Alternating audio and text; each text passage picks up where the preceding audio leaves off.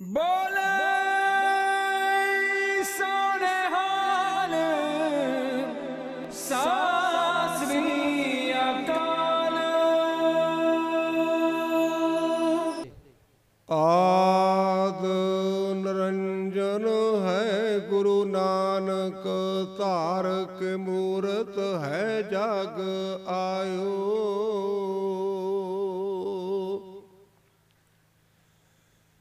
लोक सुनियो परलोक सुनियो, विद लोक सुनियो सब दर्शन पायो।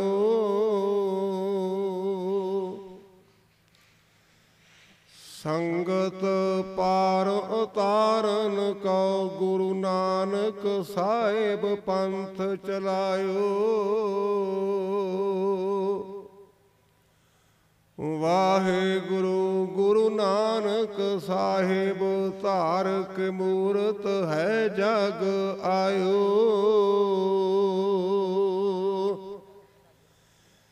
जिसमें अमृत ज्ञान है,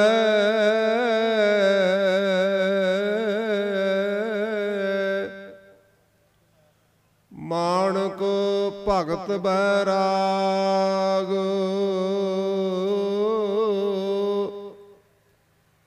गुरु ग्रंथ साहिब उदद, बंदों कर अनुराग। एक ओंकारा सतगुरु, ते प्रसाद सच होए।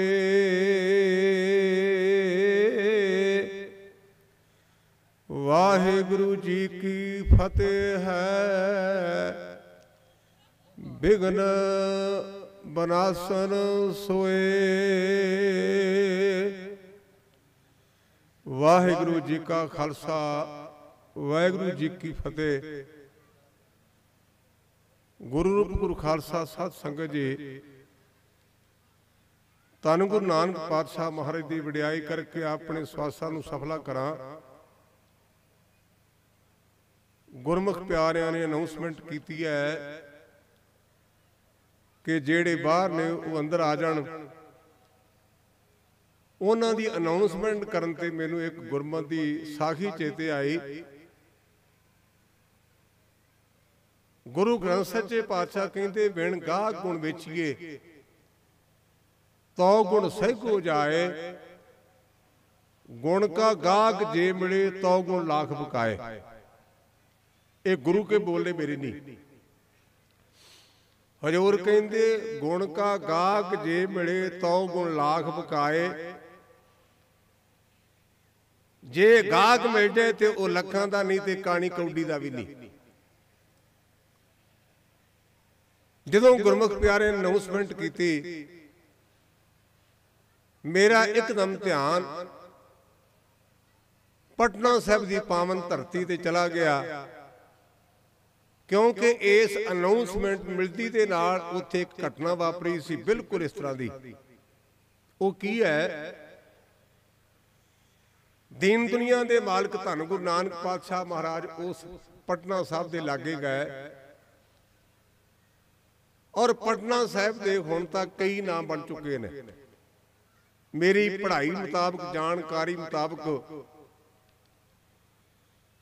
पिशौर ते पटना साहिब के 22 नाम बदल चुके हैं। 22 नाम, एक पिशौर, दूजा पटना साहिब। इहदा नाम कदे पाटली पुत्र भी रहा है। इस पासे मैं ना जावां। भाई मरदाना जी ने सतगुरु पातशाह ने बेनती की कि महाराज नगर आ गया है, ते जे कोई मैनू दिओ ते मैं प्रशादा पानी छक ला। इतिहास में लिखा है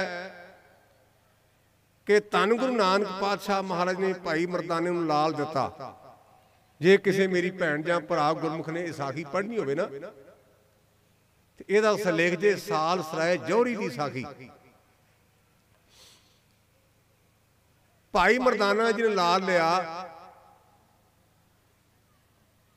एक सब्जी वाले वीर नूं पुछण लगा भी गुरमुखा जे मैं तेनू बेचां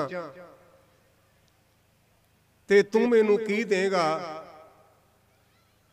वो कहंदा बाबा जी 3 मूलियां। भाई मरदाने च एक बहुत बड़ा गुण है, वो काढ़ा नहीं पैंदा, सबर रखदा है। ते धर्म की दुनिया में 2 पक्ष ने, एक सबर ते एक संतोख। जिहड़ा धार्मिक बंदा ना, ये नहीं भी उहदे मत्थे ते लिखिया होवेगा, ਉਹਦੇ अंदर 2 गुण होणगे, एक सबर होवेगा ते एक संतोख होवेगा। सबर तो भाव है वाहिगुरू जो कुछ दिता ना, मैं इहनूं सबर दा तुहानूं तुहाडी जड़की बोली च धन्नवाद करां। असीं रोज़ ही सज्जे खब्बे जाने आ ते आम तकरीबन किते ना किते गुजरां दा डेरा विखीदा है। ते मैं अपने ड्राइवर साथी नूं बेनती करदा ना, गुरमुखा आ भी साडे वर्गे मनुख ने, साडा किते रात नूं पक्खा बंद हो जाए ते आपां कहने सारी रात मच्छर लड़िया ते सुते नहीं। इन्हां गरीबां दा कदे पक्खा चलना ही नहीं। अपना कदे लाइट चली जाए तो आपां कहने सारी रात परेशान रहे हैं, लाइट नहीं आई। ते जिन्हां गरीबां दे घर कदे लाइट आउणी नहीं, वो भी साडे वर्गे ने। भाव जेड़ी अवस्था होवे ना, ਉਹਨੂੰ सत करके मनना जरना, ਉਹਦਾ नाम सबर है। ते संतोख दा भाव है भी जो भी मिलिया ना वाहिगुरू कोलों, कहना वाहिगुरू तेरा शुक्र है। अज ये दोवें चीज़ां नहीं रहियां। इस पासे मैं ना जावां। भाई मरदाना जी ने अगली दुकान तो पुछया, कपड़े की दुकान है, ते कहंदा मित्रा जे मैं भला ये तेरे कोल ये चीज़ बेचां ते तू की देगा? वो कपड़े वाला दुकानदार कहने लगा भी बाबा जी 2.5 गज कपड़ा।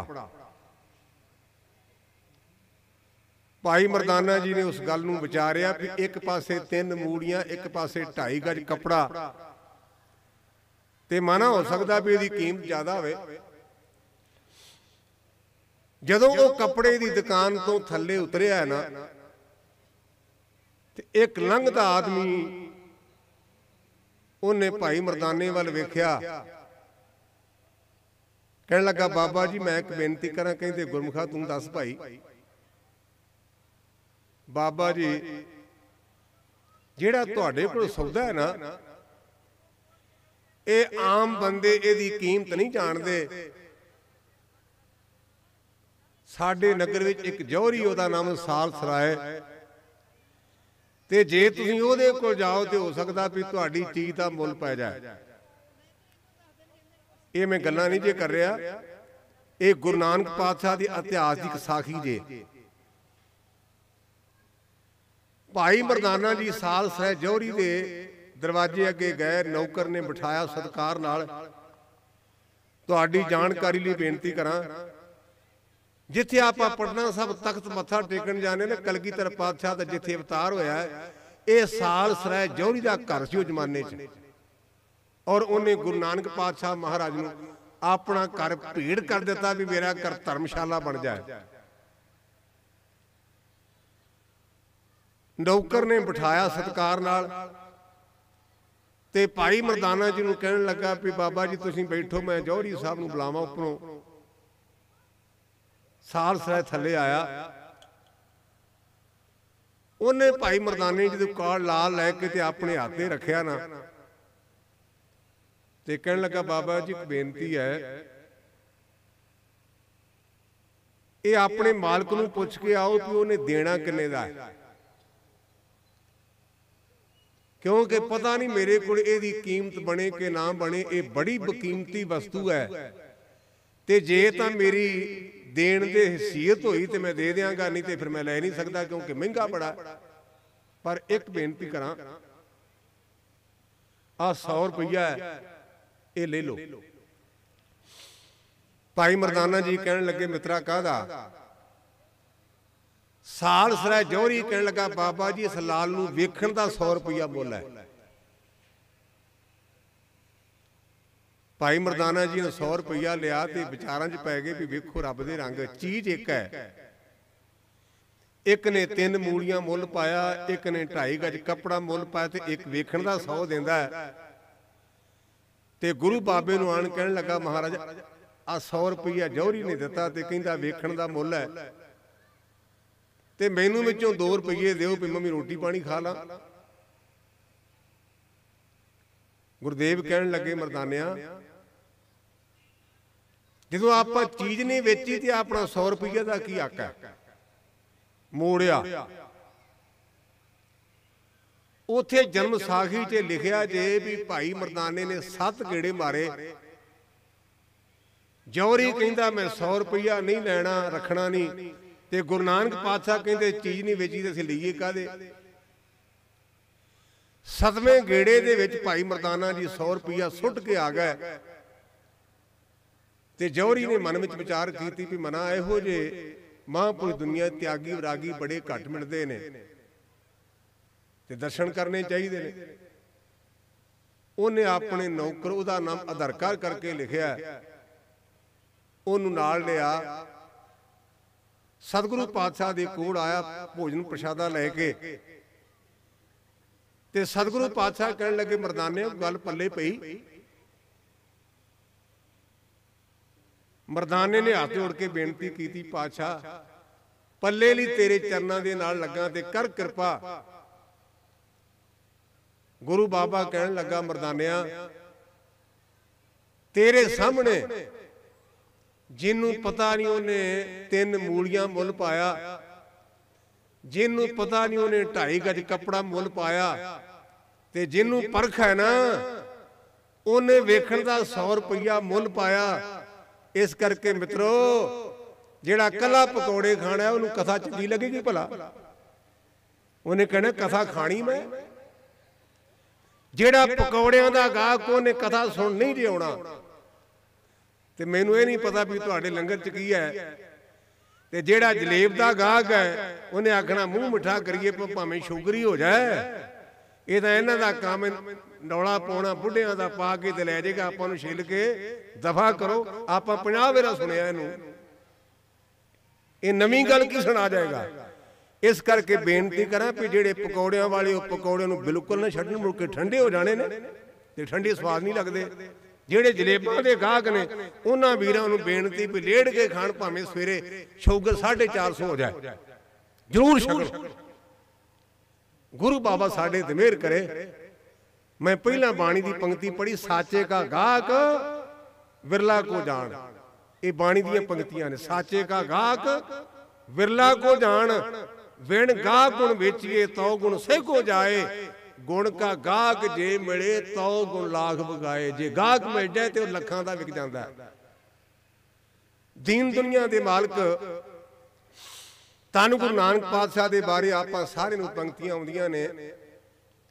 ਗਿਆਨ ਧਿਆਨ ਕਿਛ ਕਰਮ ਨਾ ਜਾਣਾ, ਸਾਰ ਨਾ ਜਾਣਾ ਤੇਰੀ। ਸਭ ਤੇ ਵੱਡਾ ਸਤਿਗੁਰ ਨਾਨਕ ਜਿਨ ਕਾ ਰਾਖੀ ਮੇਰੀ। ਇਹ ਆਪਾਂ ਸੋਹੀ ਰਾਗ ਵਿੱਚ ਗੁਰੂ ਪੰਚਮ ਪਾਤਸ਼ਾਹ ਦਾ ਆਚਾਰਿਆ ਸ਼ਬਦ ਪੜ੍ਹਦੇ ਹਾਂ, ਜਿਹਦੀ ਖੀਰਲੀ ਪੰਕਤੀ ਹੈ ਸਭ ਤੇ ਵੱਡਾ ਸਤਿਗੁਰ ਨਾਨਕ। ਤੇ ਪਹਿਲੀ ਆਰੰਭ ਦੀ ਪੰਕਤੀ ਹੈ, ਜਿਸ ਕੇ ਸਿਰ ਉੱਪਰ ਤੂੰ ਸੁਆਮੀ ਸੋ ਦੋ ਕੈਸਾ ਪਾਵੈ। ਬੋਲ ਨਾ ਜਾਣੇ ਮਾਇਆ ਮਦਮਾਤਾ, ਮਰਨਾ ਚੀਤਨ ਆਵੇ। ਮੇਰੇ ਰਾਮ ਰਾਏ ਤੂੰ ਸੰਤਾਂ ਕਾ ਸੰਤ ਤੇਰੇ, ਤੇਰੇ ਸੇਵਕ ਕੋ ਭਉ ਕਿਛ ਨਾਹੀ, ਜਮ ਨਹੀਂ ਆਵੇ ਨੇਰੇ। ਗੁਰੂ ਨਾਨਕ ਵੱਡਾ ਕਿਉਂ ਹੈ, ਇਹ ਮੈਂ ਸਿੱਧ ਕਰਨਾ ਤੁਹਾਡੇ ਨਾਲ। ਜਿਹੜੇ ਧਰਮ ਨਾਲ ਕੋਈ ਸੰਬੰਧਿਤ ਹੈ ਉਹਨਾਂ ਨੇ ਆਪਣੇ ਪੀਰ ਨੂੰ, ਆਪਣੇ ਗੁਰੂ ਨੂੰ, ਆਪਣੇ ਮੁਰਸ਼ਿਦ ਨੂੰ ਵੱਡਿਆਂ ਕਹਿਣਾ। ਤੁਹਾਨੂੰ ਸਾਰਿਆਂ ਨੂੰ ਪਤਾ ਵੀ ਮੇਰੇ ਤੇ 295 ਇਹ ਵੀ ਠੋਕਾ ਸੀ ਇੱਕ ਵਾਰਾ, ਤੇ ਮੈਨੂੰ ਤਾਂ ਇਹਦਾ ਆਸਰਾ ਹੈ। ਮੇਰੀ ਇੱਕੋ ਇੱਕ ਅਰਦਾਸ ਹੈ ਗੁਰੂ ਗ੍ਰੰਥ ਸੱਚੇ ਪਾਤਸ਼ਾਹ, ਤੇਰੀ ਮੇਰੀ ਨਿਭਜੇ ਤੇ ਭਾਵੇਂ ਮੇਰੀ ਜਾਨ ਕੱਟੀ ਜੇ, ਮੇਰੇ ਬੰਦ ਬੰਦ ਕੱਟੇ ਜਾਣ। ਗੁਰੂ ਗ੍ਰੰਥ ਸੱਚੇ ਪਾਤਸ਼ਾਹ ਰੱਬ ਜੇ ਮੇਰੀ ਇੱਕੋ ਇੱਕ ਮੰਗ ਹੈ ਵੀ ਸੱਚੇ ਪਾਤਸ਼ਾਹ ਮੱਥਾ ਟੇਕੀਦਾ ਨਾ, ਤੇ ਮੈਂ ਜਦੋਂ ਮੱਥਾ ਟੇਕਦਾ ਪਾਤਸ਼ਾਹ ਸਿਰ ਤੇਰੇ ਚਰਨਾਂ 'ਚ ਰੁਲਦਾ ਰਹਿ। ਜੇ ਤੈਨੂੰ ਛੱਡ ਕੇ ਕਿਸੇ ਹੋਰ ਅੱਗੇ ਝੁਕਣਾ ਤੇ ਮੇਰੀ ਜਾਨ ਕੱਢੀ, ਮੈਨੂੰ ਸਵਾਸ ਨਹੀਂ ਚਾਹੀਦਾ।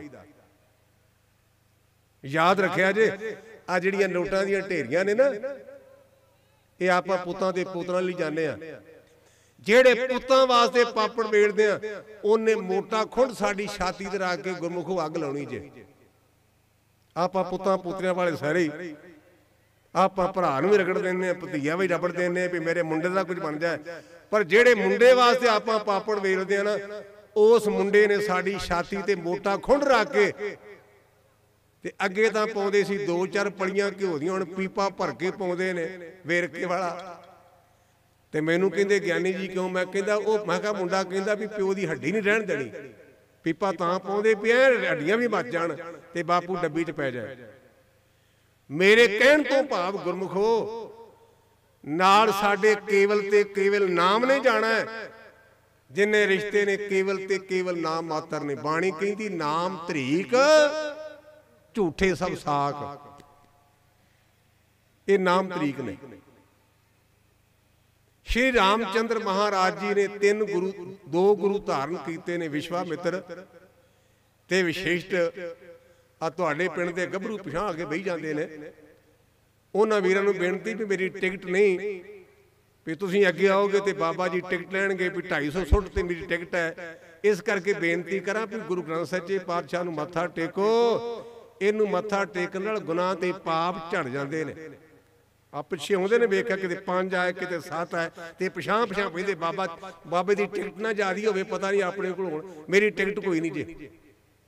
ਇਸ ਕਰਕੇ ਡਰੋ ਨਾ, ਮੱਥਾ ਟੇਕੋ ਤਾਂ ਕਿ ਸਾਡੇ ਕਰਮ ਬਦਲ ਜਾਣ। ਤੇ ਜੇ ਮੱਥਾ ਨਹੀਂ ਟੇਕਿਆ ਤੇ ਸਿਰ ਕਿਸੇ ਕੰਮ ਨਹੀਂ। ਮੈਂ ਨਹੀਂ ਜੀ ਕਹਿੰਦਾ, ਬਾਬੇ ਦੀ ਬਾਣੀ ਗੁਰੂ ਗ੍ਰੰਥ ਸੱਚੇ ਪਾਤਸ਼ਾਹ ਕਹਿੰਦੇ ਜੋ ਸਿਰ ਸਾਈਂ ਨਾ ਨਿਵੇਂ। ਬਾਣੀ ਦੀ ਪੰਕਤੀ ਬਾਬੇ ਫਰੀਦ ਦਾ ਸ਼ਲੋਕ, ਫਰੀਦਾ ਜੋ ਸਿਰ ਸਾਈਂ ਨਾ ਨਿਵੇਂ ਸੋ ਸਿਰ ਕੀਚੇ ਥਾਂ ਕਾਏ, ਕੋਨੇ ਹੇਠ ਜਲਾਈਏ ਬਾਲਨ ਸੰਧੀ ਥਾਏ। ਬਾਬੇ ਫਰੀਦ ਦੇ ਸ਼ਲੋਕਾਂ 'ਚ ਪੜ੍ਹਨਾ, ਕਿਤੇ ਮੇਰੇ ਨਾਲ ਗਰਮੀ ਨਾ ਖਾਣੀ ਵੀ ਬਾਬਾ ਬੜਾ ਮੂੰਹ ਪਾਟਾ ਹੈ। ਮੈਂ ਤਾਂ ਬਾਣੀ ਦੀ ਗੱਲ ਕਰਨੀ ਹੈ। ਬਾਬਾ ਫਰੀਦ ਕਹਿੰਦਾ ਜੋ ਸਿਰ ਸਾਈਂ ਨਾ ਨਿਵੇਂ ਸੋ ਸਿਰ ਕੀਚੇ ਕਾਏ, ਕੁੰਨੇ ਹੇਠ ਜਲਾਈਏ ਬਾਲਨ ਸੰਧੀ ਥਾਏ। ਉਹ ਸਿਰ ਨੂੰ ਤੌੜੀ ਦੇ ਥੱਲੇ ਢਾ ਦੇ, ਉਹ ਸਿਰ ਵੀ ਕਿਸੇ ਕੰਮ ਨਹੀਂ। ਰਾਮਚੰਦਰ ਮਹਾਰਾਜ ਦੇ 2 ਗੁਰੂ ਹੋਏ ਨੇ, ਵਿਸ਼ਵਾਮਿੱਤਰ ਤੇ ਵਿਸ਼ੇਸ਼ਟ। ਸ੍ਰੀ ਕ੍ਰਿਸ਼ਨ ਮਹਾਰਾਜ ਜੀ ਨੇ 3 ਗੁਰੂ ਧਾਰਨ ਕੀਤੇ ਨੇ, ਸੰਦੀਪਨ, ਗਰਗ ਤੇ ਦਰਵਾਸ਼ਾ।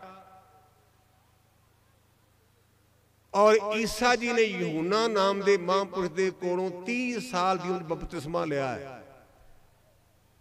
ਇਹ ਬਾਬਾ ਨਾਨਕ ਹੈ, ਜਿਹੜੇ ਧੁਰੋਂ ਉਸ ਪਰਿਪੂਰਨ ਪ੍ਰਮਾਤਮਾ ਦਾ ਅਵਤਾਰ ਨੇ। ਤੇ ਇਹਨਾਂ ਨੂੰ ਸੰਸਾਰ ਵਿੱਚ ਆਉਣ ਦਾ ਕਾਰਨ ਕੀ ਹੈ? ਬਾਣੀ 'ਚ ਲਿਖਿਆ ਜੇ ਕਰਮਲ ਹੋਈ ਮੇਦਨੀ, ਅਰਦਾਸ ਕਰੇ ਲਿਵ ਲਾਏ, ਸੱਚੇ ਸੁਣਿਆ ਕੰਨ ਦੇ ਧੀਰਕ ਦੇਵੇ ਸਹਿ ਸੁਭਾਏ। ਗੁਰੂ ਨਾਨਕ ਪਾਤਸ਼ਾਹ ਦੇ ਸੰਸਾਰ ਵਿੱਚ ਆਉਣ ਦਾ ਕਾਰਨ ਧਰਤੀ ਕਲਮਲ ਤੋਂ ਭਾਵ ਹੁੰਦਾ ਲਾਚਾਰ ਹੋ ਗਈ। ਉਹਨੇ ਅਰਦਾਸ ਬੇਨਤੀ ਕੀਤੀ ਤੇ ਵਾਹਿਗੁਰੂ ਨੇ ਕੰਨ ਦੇ ਕੇ ਸੁਣਿਆ। ਤੇ ਫਿਰ ਕੀ ਹੋਇਆ? ਆਪ ਨੈਣ ਕਲਾ ਧਾਰ ਜਗ ਮੈਂ ਪਰਵਰਿਓ। ਨਰੈਣ ਦਾ ਭਾਵ ਹੁੰਦਾ ਵੀ ਜਿਹਦੇ ਵਿੱਚ ਵਿਦਿਆ ਦਾ ਹਨੇਰਾ ਨਹੀਂ, ਜਿਹਦੇ ਚ ਹੈ ਹੀ ਚੰਨ। ਨਰੈਣ ਕਹਿੰਦੇ ਨਾ ਹਨੇਰੇ ਨੂੰ, ਰਾਤ ਨੂੰ। ਨਰੈਣ ਤੋਂ ਭਾਵ ਹਨੇਰੇ ਤੋਂ ਰਹਿਤ, ਜਿਹੜਾ ਕੇਵਲ ਤੇ ਕੇਵਲ ਇੱਕ ਨੂਰ ਹੈ, ਬਾਬਾ ਨਾਨਕ। ਤੁਸੀਂ ਦੁਨੀਆ ਦੇ ਧਰਮ ਗ੍ਰੰਥਾਂ ਦਾ ਕਿਤੇ ਮੁਤਾਲਿਆ ਕਰੋ। ਮੈਂ ਕੁਰਾਨ ਪੜ੍ਹਿਆ, ਈਸਾਈ ਧਰਮ ਦੀ ਬਕਾਇਦਾ ਲੰਮਾ ਸਮਾਂ ਡਿਗਰੀ ਵਿਦਿਆ ਪ੍ਰਾਪਤ ਕੀਤੀ ਹੈ। ਗੁਰਬਾਣੀ ਪੜ੍ਹੋ, ਸ਼ਾਸਤਰ ਪੜ੍ਹੋ, ਸਾਰਿਆਂ 'ਚ ਪ੍ਰਮਾਤਮਾ ਨੂੰ ਚਾਨਣ ਕਰਕੇ ਲਿਖਿਆ। ਅੱਖਰਾਂ ਦਾ ਫਰਕ ਹੈ। ਕੁਰਾਨ ਵਿੱਚ ਉਹਨੂੰ ਨੂਰ ਕਰਕੇ ਲਿਖਿਆ, ਨੂਰ। ਹਿੰਦੂ ਭਰਾ ਜੋਤ ਕਰਕੇ ਉਹਦੀ ਪੂਜਾ ਕਰਦੇ ਨੇ। ਤੇ ਆਪਾਂ ਬਾਣੀ 'ਚ ਪੜ੍ਹਦੇ ਹਾਂ, ਗੁਰਬਾਣੀ ਇਸ ਜੱਗ ਮੈਂ ਚਾਨਣ ਕਰਮ ਵਸੇ ਮਨਾਏ। ਜਿੱਥੇ ਚਾਨਣ ਹੈ ਨਾ, ਉਥੇ ਚੋਰ ਨਹੀਂ ਆ ਸਕਦੇ।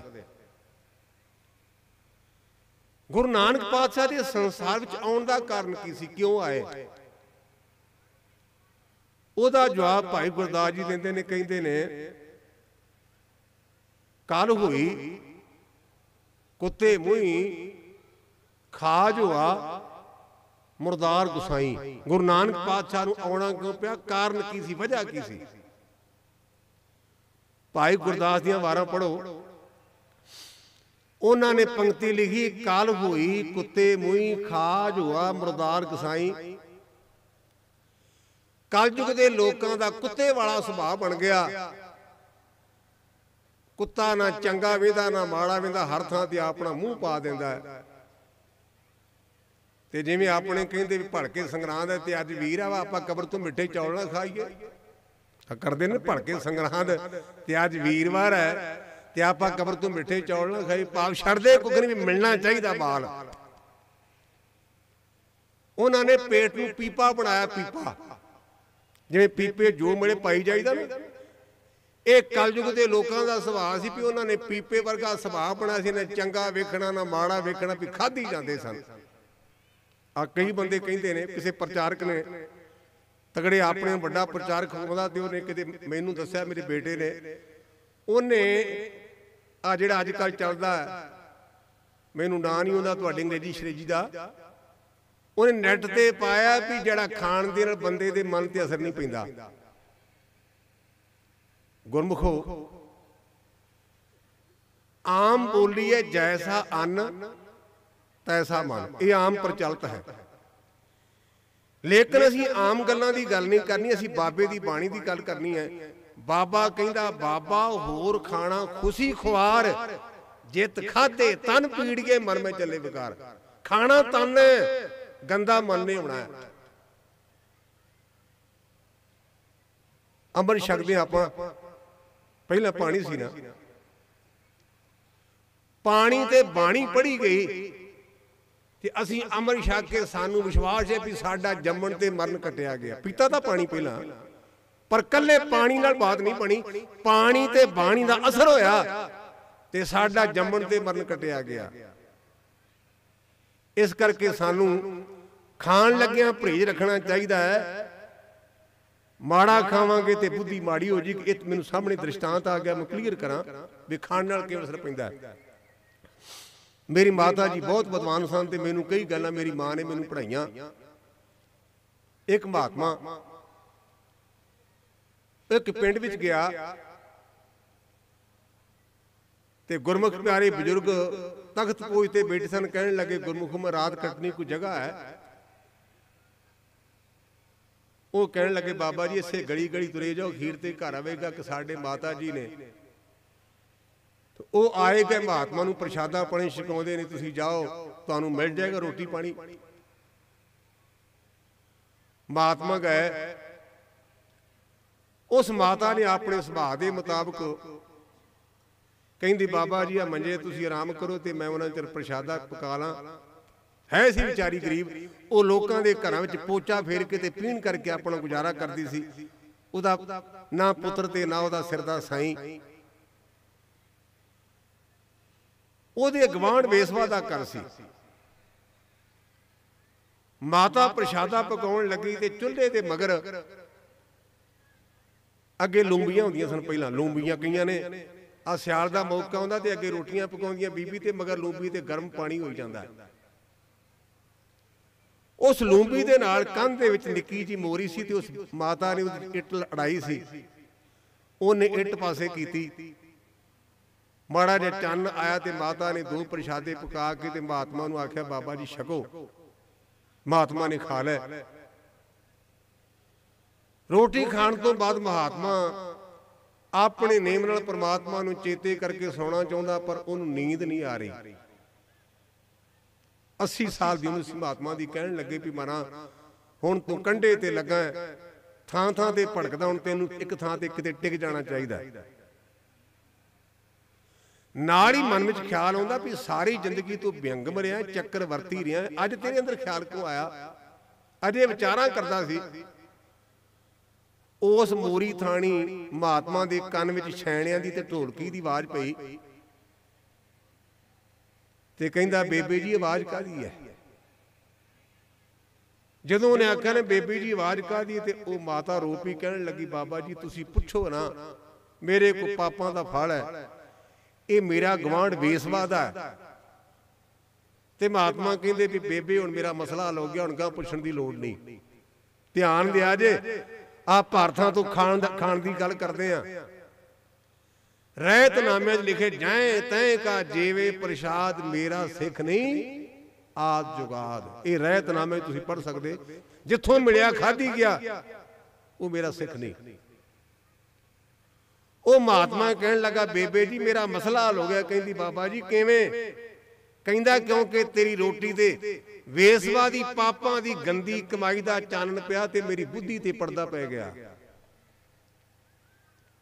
ਇਸ ਕਰਕੇ ਗੁਰਮੁਖੋ ਖਾਣ ਤੋਂ ਪਹਿਲਾਂ ਵੇਖਣਾ ਚਾਹੀਦਾ ਇਹ ਸੰਘੋਂ ਲੱਥਾ ਕਿਆ ਗੁੜ ਤੇ ਕਿਆ ਮੱਠਾ, ਇਹਦਾ ਕੁਝ ਵੀ ਨਹੀਂ ਬਣਨਾ। ਪਰ ਮਾੜਾ ਖੁਰਾਕ ਖਾਣ ਦੇ ਨਾਲ ਬੁੱਧੀ ਮਾੜੀ ਹੋ ਜਾਂਦੀ ਜੀ। ਇਸ ਗੱਲ ਦਾ ਵਿਸ਼ੇਸ਼ ਤੌਰ ਤੇ ਖਿਆਲ ਰੱਖਣਾ ਚਾਹੀਦਾ। ਗੱਲ ਸੁਭਾਅ ਵਿੱਚੋਂ ਆ ਗਈ। ਗੁਰਮੁਖੋ ਧੰਨ ਗੁਰੂ ਨਾਨਕ ਪਾਤਸ਼ਾਹ ਮਹਾਰਾਜ ਦਾ ਪ੍ਰਕਾਸ਼ ਹੋਇਆ। ਸਾਰਿਆਂ ਤੋਂ ਭਾਗਾਂ ਵਾਲੀ ਬੀਬੀ ਹੈ, ਦੌਲਤਾਂ ਦਾਈ। ਉਹਨੇ ਗੁਰੂ ਕੇ ਦਰਸ਼ਨ ਕੀਤੇ। ਮੈਂ ਇਹ ਲਫ਼ਜ਼ ਤਕਰੀਬਨ ਰੋਜ਼ਾਨਾ ਬੋਲਦਾ, ਹੁਣ ਵੀ ਮੈਂ ਕਿਹਾ ਤੇ ਅੱਗੇ ਵੀ ਕਹਾਂਗਾ। ਧਾਰਮਿਕ ਬੰਦਾ ਪਰਾਵੇ ਨਾਲ ਨਹੀਂ, ਲਿਬਾਸ ਨਾਲ ਨਹੀਂ, ਗੱਲਾਂ ਨਾਲ ਨਹੀਂ। ਆ ਜਿਵੇਂ ਆਪਾਂ ਖੂਨ ਚੈੱਕ ਕਰਦੇ ਆ ਨਾ, ਇਹਦਾ A ਗਰੁੱਪ ਹੈ, ਇਹਦਾ B ਗਰੁੱਪ, ਇਹਦਾ O ਗਰੁੱਪ ਹੈ। ਧਰਮੀ ਬੰਦੇ ਦਾ ਗਰੁੱਪ ਕੀ ਜੇ? ਇੱਕ ਸੱਤ, ਇੱਕ ਸੰਤੋਖ। ਇਹ ਦੋ ਚੀਜ਼ਾਂ ਹੋਣ ਉਹ ਧਾਰਮਿਕ ਬੰਦਾ ਜੇ। ਇੱਕ ਸੱਤ, ਸੱਤ ਤੋਂ ਭਾਵ ਇਹਦੀ ਉਰਦੂ ਚ ਵਿਆਖਿਆ ਮੈਂ ਪੜ੍ਹੀ, ਏਕ वो मर्द है जो बदलते हैं जमाने के साथ साथ, एक वो मर्द है जो जमाने को बदल देते हैं। ਜਿਹੜੇ ਜਮਾਨੇ ਨਾਲ ਬਦਲ ਜਾਣ ਉਹ ਸੰਤ ਨਹੀਂ ਹੁੰਦੇ, ਉਹ ਧਾਰਮਿਕ ਨਹੀਂ ਹੁੰਦੇ। ਬੜੇ ਸੰਤ ਵੇਖੇ ਆਪਾਂ, ਪਰ ਇੱਕ ਮਾਈ ਦਾ ਲਾਲ ਅਕਾਲ ਤਖਤ ਤੇ ਟੈਂਕਾਂ ਦੇ ਸਾਹਮਣੇ ਖਲੋਤਾ ਹੈ। ਜਦੋਂ ਤੱਕ ਸਿੱਖ ਜਗਤ ਰਹੇਗਾ ਉਹਨੂੰ ਚੇਤੇ ਕਰਨਗੇ ਸੰਤ ਜਰਨੈਲ ਸਿੰਘ ਨੂੰ। ਤੇ ਮਰਿਆ ਤਾਂ ਲੌਂਗੋਵਾਲ ਵੀ ਗੋਲੀ ਨਾਲ ਹੀ ਨਾ, ਪਰ ਕਦੇ ਕਿ ਚੇਤੇ ਕੀਤਾ ਉਹਨੂੰ? ਜਿਹੜਾ ਲੋਕਾਂ ਦੇ ਮੁਤਾਬਕ ਬਦਲ ਜਾਏ ਉਹ ਸੰਤ ਨਹੀਂ। ਜਾਨ ਭਾਵੇਂ ਚਲੀ ਜੇ ਪਰ ਸਟੈਂਡ ਕਾਇਮ ਰੱਖਣਾ ਇੱਕ ਧਰਮਿਕ ਬੰਦੇ ਦੀ ਇਹ ਨਿਸ਼ਾਨੀ ਜੇ। ਦੂਜਾ ਸੰਤੋਖ ਹੋਵੇ। ਆ ਤੁਸੀਂ ਲਿਫਾਫਾ ਰੱਖਣਾ ਨਾ, ਜਾਣ ਲੱਗਿਆ ਨਾਲ ਸੁਰਪਾ ਪਾਓਗੇ ਨਾਲ ਲਿਫਾਫਾ, ਤੇ ਬਾਹਰ ਜਾ ਕੇ ਟੋਣਗੇ ਵੀ ਜੇ ਤਾਂ ਹੋਇਆ ਨਾ ਮੋਟਾ ਨਿੱਗਰ ਤੇ ਲਾਲ ਨੋਟ ਹੋਏ ਤੇ ਕਹਿਣਾ ਉਦੋਂ ਵਾਲੀ ਗੁਰਮੁਖ ਸਨ। ਵੇਖੋ ਸਰਟੀਫਿਕੇਟ। ਇਹ ਹੁਣ ਤੁਹਾਡੀ ਮਰਜ਼ੀ ਵੀ ਤੁਸੀਂ ਕੀ ਬਣਨਾ ਹੈ। ਲਿਫਾਫਾ ਮੋਟਾ ਰੱਖੋ, ਫੁੱਲਿਆ ਹੋਵੇ, ਆਕੜਿਆ, ਤੇ ਕਹਿਣਗੇ ਬੜੇ ਗੁਰਮੁਖ ਸਨ। ਤੇ ਜੇ ਨਿਕਲੇ 50 ਵਾਲੇ ਨੋਟ, ਲਿਫਾਫਾ ਬੜਾ ਆਫਰਿਆ ਤੇ ਕਹਿੰਦਾ ਦਿੱਤਾ ਬੜਾ, ਜੋ ਖੋਲ ਕੇ ਵੇਖਿਆ ਕਹਿੰਦਾ ਬੇੜਾ ਤਰ ਗਿਆ 50 ਦੀ। ਉਹ ਧਾਰਮਿਕ ਨਹੀਂ ਜੇ, ਉਹ ਧਾਰਮਿਕ ਨਹੀਂ। ਧਾਰਮਿਕ ਉਹ ਹੈ ਜਥਾ ਦ੍ਰਿਸ਼ਟੀ ਤਾਂ ਸ੍ਰਿਸ਼ਟੀ, ਜੋ ਮਿਲਿਆ ਉਹਦੇ ਚ ਕਹਿਣਾ ਮਾਰੇ ਇਹਨਾਂ ਦਾ ਭਲਾ ਕਰ। ਉਹ ਧਾਰਮਿਕ ਨਹੀਂ, ਵਪਾਰੀ ਤਾਂ ਹੋ ਸਕਦਾ ਹੈ। ਯਾਦ ਰੱਖਿਆ ਜੇ ਗੁਰੂ ਦੀ ਬਾਣੀ ਦੀ ਕਥਾ ਕਰਨ ਵਾਲਾ ਤੇ ਕੀਰਤਨ ਕਰਨ ਵਾਲਾ ਰੱਜਿਆ ਨਹੀਂ, ਰੱਜੇਗਾ ਕੌਣ? ਗੱਲ ਸਾਤੇ ਸੰਤੋਖ ਦੀ ਕਰਦਾ ਤੇ ਗਿਣਦਾ, ਥੁੱਕ ਲਾ ਗਿਣਦਾ ਨੋਟਾਂ ਨੂੰ ਵੀ ਕਿਤੇ ਡਬਲ ਨਾ ਹੋਣ। ਇਹ ਮੈਂ ਤਾਂ ਦਰਦ ਨਾਲ ਕਹਿਣਾ, ਅੱਜ ਇਹ ਬੇੜਾ ਪਾਇਆ ਤੇ ਅਸੀਂ ਪਾਇਆ ਜੇ। ਸਾਡੀ ਕਹਿਣੀ ਤੇ ਕਥਨੀ ਇੱਕ ਨਹੀਂ। ਤੁਸੀਂ ਗੁਰੂ ਅੱਗੇ ਅਰਦਾਸ ਕਰੋ ਤੁਹਾਡੀ ਕੌਮ ਦੇ ਧਾਰਮਿਕ ਬੰਦਿਆਂ ਦੇ ਅੰਦਰ ਸੱਤ ਹੋਵੇ ਤੇ ਦਦਾ ਸੰਤੋਖ ਹੋਵੇ। ਇਹ ਮੈਂ ਤੁਹਾਨੂੰ ਅਤਾਇਤ ਕਰਨ ਲਈ ਨਹੀਂ ਕਹਿ ਰਿਹਾ। ਗੁਰੂ ਨਾਨਕ ਪਾਤਸ਼ਾਹ ਦੇ ਇਤਿਹਾਸ ਵਿੱਚੋਂ ਸਾਖੀ ਆ ਗਈ। ਅੱਜ ਕੱਲ ਨਰਸਾਂ ਦਾ ਧੰਦਾ ਬੜਾ ਵਧੀਆ ਹੈ, ਮਾਡਰਨ ਜ਼ਮਾਨਾ ਹੋ ਗਿਆ। ਅਸੀਂ ਆਪਣੇ ਬਚਪਨ ਵਿੱਚ ਵੇਖਿਆ, ਬੱਚੇ ਦਾ ਜਨਮ ਹੋਣਾ ਤੇ ਉਹਨਾਂ ਬੀਬੀਆਂ ਨੇ ਉਹਦੇ ਪੁਤਲੇ ਧੋਣੇ, ਗੰਦ ਸਾਫ਼ ਕਰਨਾ, 40 ਦਿਨ ਤੇ ਮੁੜ ਕੇ ਕਿਤੇ ਉਹਨਾਂ ਨੂੰ 20 ਸਰਦਾਣੇ ਮਿਲਣੇ। ਸਭ ਤੋਂ ਔਖਾ ਧੰਦਾ ਸੀ ਦਾਈ ਦਾ। ਦੌਲਤਾਂ ਦਾਈ ਨੇ ਗੁਰੂ ਨਾਨਕ ਪਾਤਸ਼ਾਹ ਦਰਸ਼ਨ ਕੀਤੇ। ਦੋ ਪੰਥ ਪ੍ਰਕਾਸ਼ ਨੇ, ਇੱਕ ਪੰਥ ਪ੍ਰਕਾਸ਼ ਗਿਆਨੀ ਗਿਆਨ ਸਿੰਘ ਦਾ ਤੇ ਇੱਕ ਪਰਾਚਿਨ ਪੰਥ ਪ੍ਰਕਾਸ਼ ਰਤਨ ਸਿੰਘ ਭੰਗੂ ਦਾ। ਮੈਂ ਰਤਨ ਸਿੰਘ ਭੰਗੂ ਦੇ ਪੰਥ ਪ੍ਰਕਾਸ਼ ਵਿੱਚੋਂ ਪੜ੍ਹਿਆ ਹੈ ਕਿ ਜਦੋਂ ਉਹ ਬੀਬੀ ਦੌਲਤਾਂ ਦਾਈ ਟੋਆ ਪੁੱਟ ਕੇ ਤੇ ਔ ਦੱਬਣ ਲੱਗੀ ਹੈ ਨਾ, ਉਹਨੂੰ ਇੰਨਾ ਕੁਝ ਮਿਲ ਗਿਆ ਮੁੜ ਕੇ ਜ਼ਿੰਦਗੀ ਪਰਜੰਤ ਕਿਸੇ ਪਦਾਰਥ ਦੀ ਲੋੜ ਹੀ ਨਹੀਂ ਰਹੀ। ਮੈਂ ਨਾਲ ਗ੍ਰੰਥ ਦਾ ਹਵਾਲਾ ਤਾਂ ਦਿੱਤਾ ਵੀ ਤੁਸੀਂ ਪੜ੍ਹ ਸਕਦੇ ਵੀ ਗੱਲ ਕਿਤੇ ਕੋਲੋਂ ਤਾਂ ਨਹੀਂ ਕੱਢੀ। ਦੌਲਤਾਂ ਦਾਈ ਨੇ ਬਾਬੇ ਕਲਿਆਣ ਰਾਏ ਨੂੰ, ਕਿਉਂਕਿ ਗੁਰਦੇਵ ਦਾ ਅਵਤਾਰ ਅੱਧੀ ਰਾਤ ਤੋਂ ਬਾਅਦ ਤਕਰੀਬਨ ਅੱਜ ਕੱਲ੍ਹ ਦੀ ਘੜੀਆਂ ਦੇ ਮੁਤਾਬਕ 1 ਵਜੇ ਦੇ ਕਰੀਬ ਹੈ, ਦੌਲਤਾਂ ਨੇ ਆ ਕੇ ਵਧਾਈ ਦਿੱਤੀ। ਮਹਿਤਾ ਵਧਾਈ ਹੋਵੇ, ਵਧਾਈ ਹੋਵੇ। ਤੇ ਬਾਬੇ ਕਲਿਆਣ ਰਾਏ ਨੇ ਆਪਣੀ ਜੇਬ ਵਿੱਚ ਹੱਥ ਪਾ ਕੇ ਆਖਿਆ, ਦੌਲਤਾਂ ਲਾਗੇ ਆ, ਮੈਂ ਕੋਈ ਨਾ ਕੁਝ ਤੈਨੂੰ ਦਿਆਂ। ਉਹਦਾ ਕਾਰਨ ਇਹ ਵੀ ਬਾਬੇ ਕਲਿਆਣ ਰਾਏ ਦੇ ਘਰ ਉਹਨਾਂ ਦੀ ਬੇਟੀ 5 ਸਾਲ ਪਹਿਲਾਂ ਹੋਈ, ਜਿਹੜੀ ਬੇਬੇ ਨਾਨਕੀ ਹੈ ਨਾ, ਇਹ ਧੰਨ ਗੁਰੂ ਨਾਨਕ ਪਾਤਸ਼ਾਹ ਤੋਂ 5 ਸਾਲ ਵੱਡੀ ਹੈ। ਗੁਰੂ ਨਾਨਕ ਪਾਤਸ਼ਾਹ ਦੇ ਨਾਨਕਿਆਂ ਦਾ ਨਗਰ ਮੇਰੇ ਪਿੰਡਾਂ ਵੱਲ ਹੈ। ਆ ਖਾਲੜਾ ਤੁਸੀਂ ਸੁਣਿਆ ਹੋਵੇ ਬਾਰਡਰ ਤੇ, ਖਾਲੜੇ ਤੋਂ ਗਾਂ ਅਡਿਆਰਾ ਤੇ ਅਡਿਆਰੇ ਦੇ ਲਾਗੇ ਚਹਿਲ ਪਿੰਡ ਹੈ। ਚਹਿਲ ਪਿੰਡ ਗੁਰੂ ਨਾਨਕ ਪਾਤਸ਼ਾਹ ਦਾ ਨਾਨਕਾ ਪਿੰਡ ਹੈ। ਕਹਿਣ ਲੱਗੇ, ਦੌਲਤਾਂ ਲਾਗੇ ਆ, ਮੈਂ ਕੁੜੀ ਤੈਨੂੰ ਦੇਵਾਂ। ਸੰਤੋਖ ਤੇ ਸਾਦੀਆਂ ਗੱਲਾਂ ਕਰਨੀਆਂ ਗੁਰਮੁਖ ਔਖੀਆਂ, ਪਰ ਚੱਲਣਾ ਬੜਾ ਔਖਾ ਜੇ। ਨਮਸਕਾਰ ਗੁਰੂ ਨਾਨਕ ਨੂੰ, ਨਮਸਕਾਰ ਉਸ ਦੌਲਤਾਂ ਦਾਈ ਨੂੰ ਵੀ। ਕਹਿੰਦੀ, ਮਹਿਤਾ ਰਹਿਣ ਦੇ, ਰਹਿਣ ਦੇ, ਮੇਰੇ ਹੱਥਾਂ 'ਚ ਪਤਾ ਨਹੀਂ ਕਿੰਨੇ ਬੱਚਿਆਂ ਦਾ ਜਨਮ ਹੋਇਆ, ਰੋਂਦੇ ਹੀ ਆਏ। ਇੱਕ ਤੇਰਾ ਪੁੱਤ ਵੇਖਿਆ ਜਿਹੜਾ ਹੱਸਦਾ ਆਇਆ, ਤੇ ਜੇ ਸੱਚ ਪੁੱਛੇ ਨਾ, ਤੇਰੇ ਪੁੱਤ ਨੂੰ ਵੇਖਣ ਦੇ ਨਾਲ ਮੇਰੀ ਭੁੱਖ ਲੈ ਗਈ ਹੋ।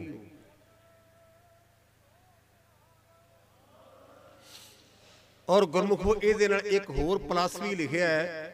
ਆ ਜਿਵੇਂ ਸਾਡੀ ਵੱਡੀ ਉਮਰ ਵਿੱਚ ਨਿਗਾਹ ਘਟ ਜਾਂਦੀ ਹੈ ਨਾ, ਦੌਲਤਾਂ ਦੀ ਨਿਗਾਹ ਘਟ ਸੀ ਤੇ ਗੁਰੂ ਕੇ ਦਰਸ਼ਨ ਕਰਨ ਦੇ ਨਾਲ ਬੀਬੀ ਦੌਲਤਾਂ ਦੀ ਨਿਗਾਹ ਪੂਰੀ ਹੋ ਗਈ।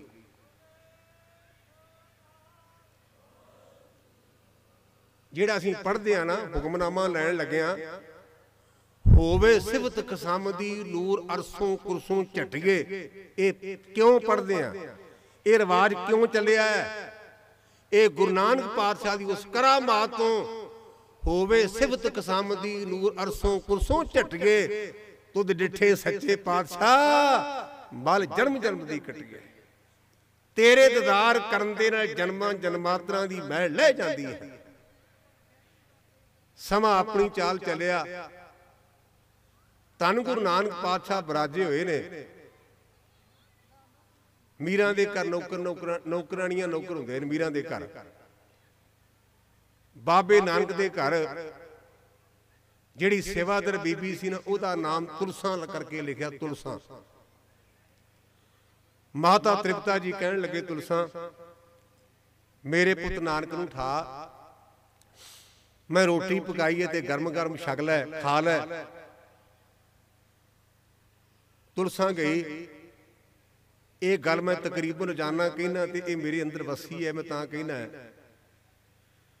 ਬਾਣੀ ਦੀਆਂ ਪੰਕਤੀਆਂ, ਨਾ ਕੋ ਮੂਰਖ ਨਾ ਕੋ ਸਿਆਣਾ, ਵਰਤੇ ਸਭ ਕੁਛ ਤੇਰਾ ਭਾਣਾ।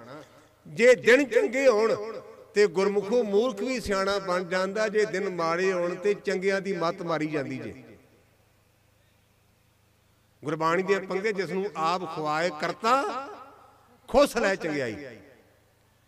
ਰੱਬ ਡਾਂਗ ਨਾਲ ਨਹੀਂ ਮਾਰਦਾ, ਜਿਹਦੇ ਦਿਨ ਮਾੜੇ ਨੇ ਉਹਦੇ ਕੋਲ ਚੰਗਿਆਈ ਖੋਹ ਲੈਂਦਾ ਤੇ ਉਹ ਆਪਣੇ ਆਪ ਮਰ ਜਾਂਦਾ।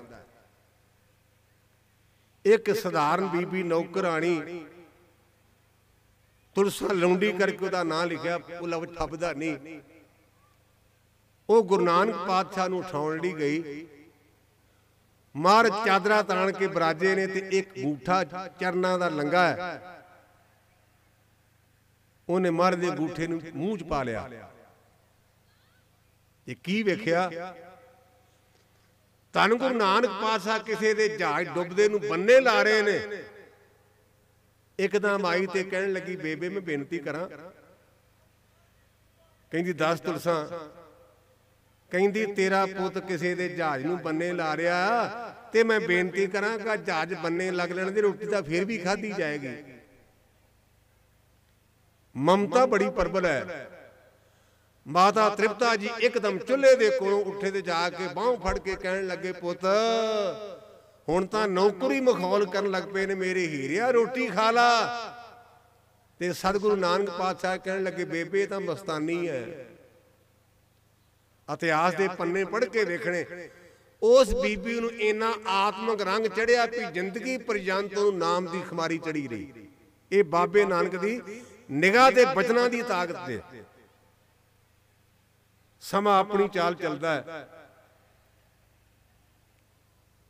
ਦੁਨਿਆਵੀ ਮਰਿਆਦਾ ਮੁਤਾਬਕ ਜਿਹੜਾ ਉਸ ਮੌਕੇ ਦਾ ਨਿਯਮ ਸੀ, ਬਾਬੇ ਕਲਿਆਣ ਰਾਏ ਨੇ ਹਰਦਿਆਲ ਪ੍ਰੋਤ ਨੂੰ ਲਿਆਂਦਾ ਵੀ ਮੇਰੇ ਪੁੱਤ ਨੂੰ ਜਨੇਊ ਪਵਾਓ, ਤਾਂ ਕਿ ਅਸੀਂ ਧਰਮ ਚ, ਕਿਉਂਕਿ ਹਿੰਦੂ ਮਤ ਦਾ ਇੱਕ ਜਨੇਊ ਚਿੰਨ੍ਹ ਹੈ, ਧਾਰਮਿਕ ਚਿੰਨ੍ਹ। ਆ ਜਿਹੜੀ RSS ਆਪਣੇ ਮਗਰ ਪਈ ਆ ਨਾ, ਇਹ ਗੁਰਮੁਖ 16 ਦੇ ਵਿੱਚ 20 ਅਗਸਤ ਨੂੰ ਮੈਨੂੰ ਖਰੀਦਣ ਲਈ ਆਈ।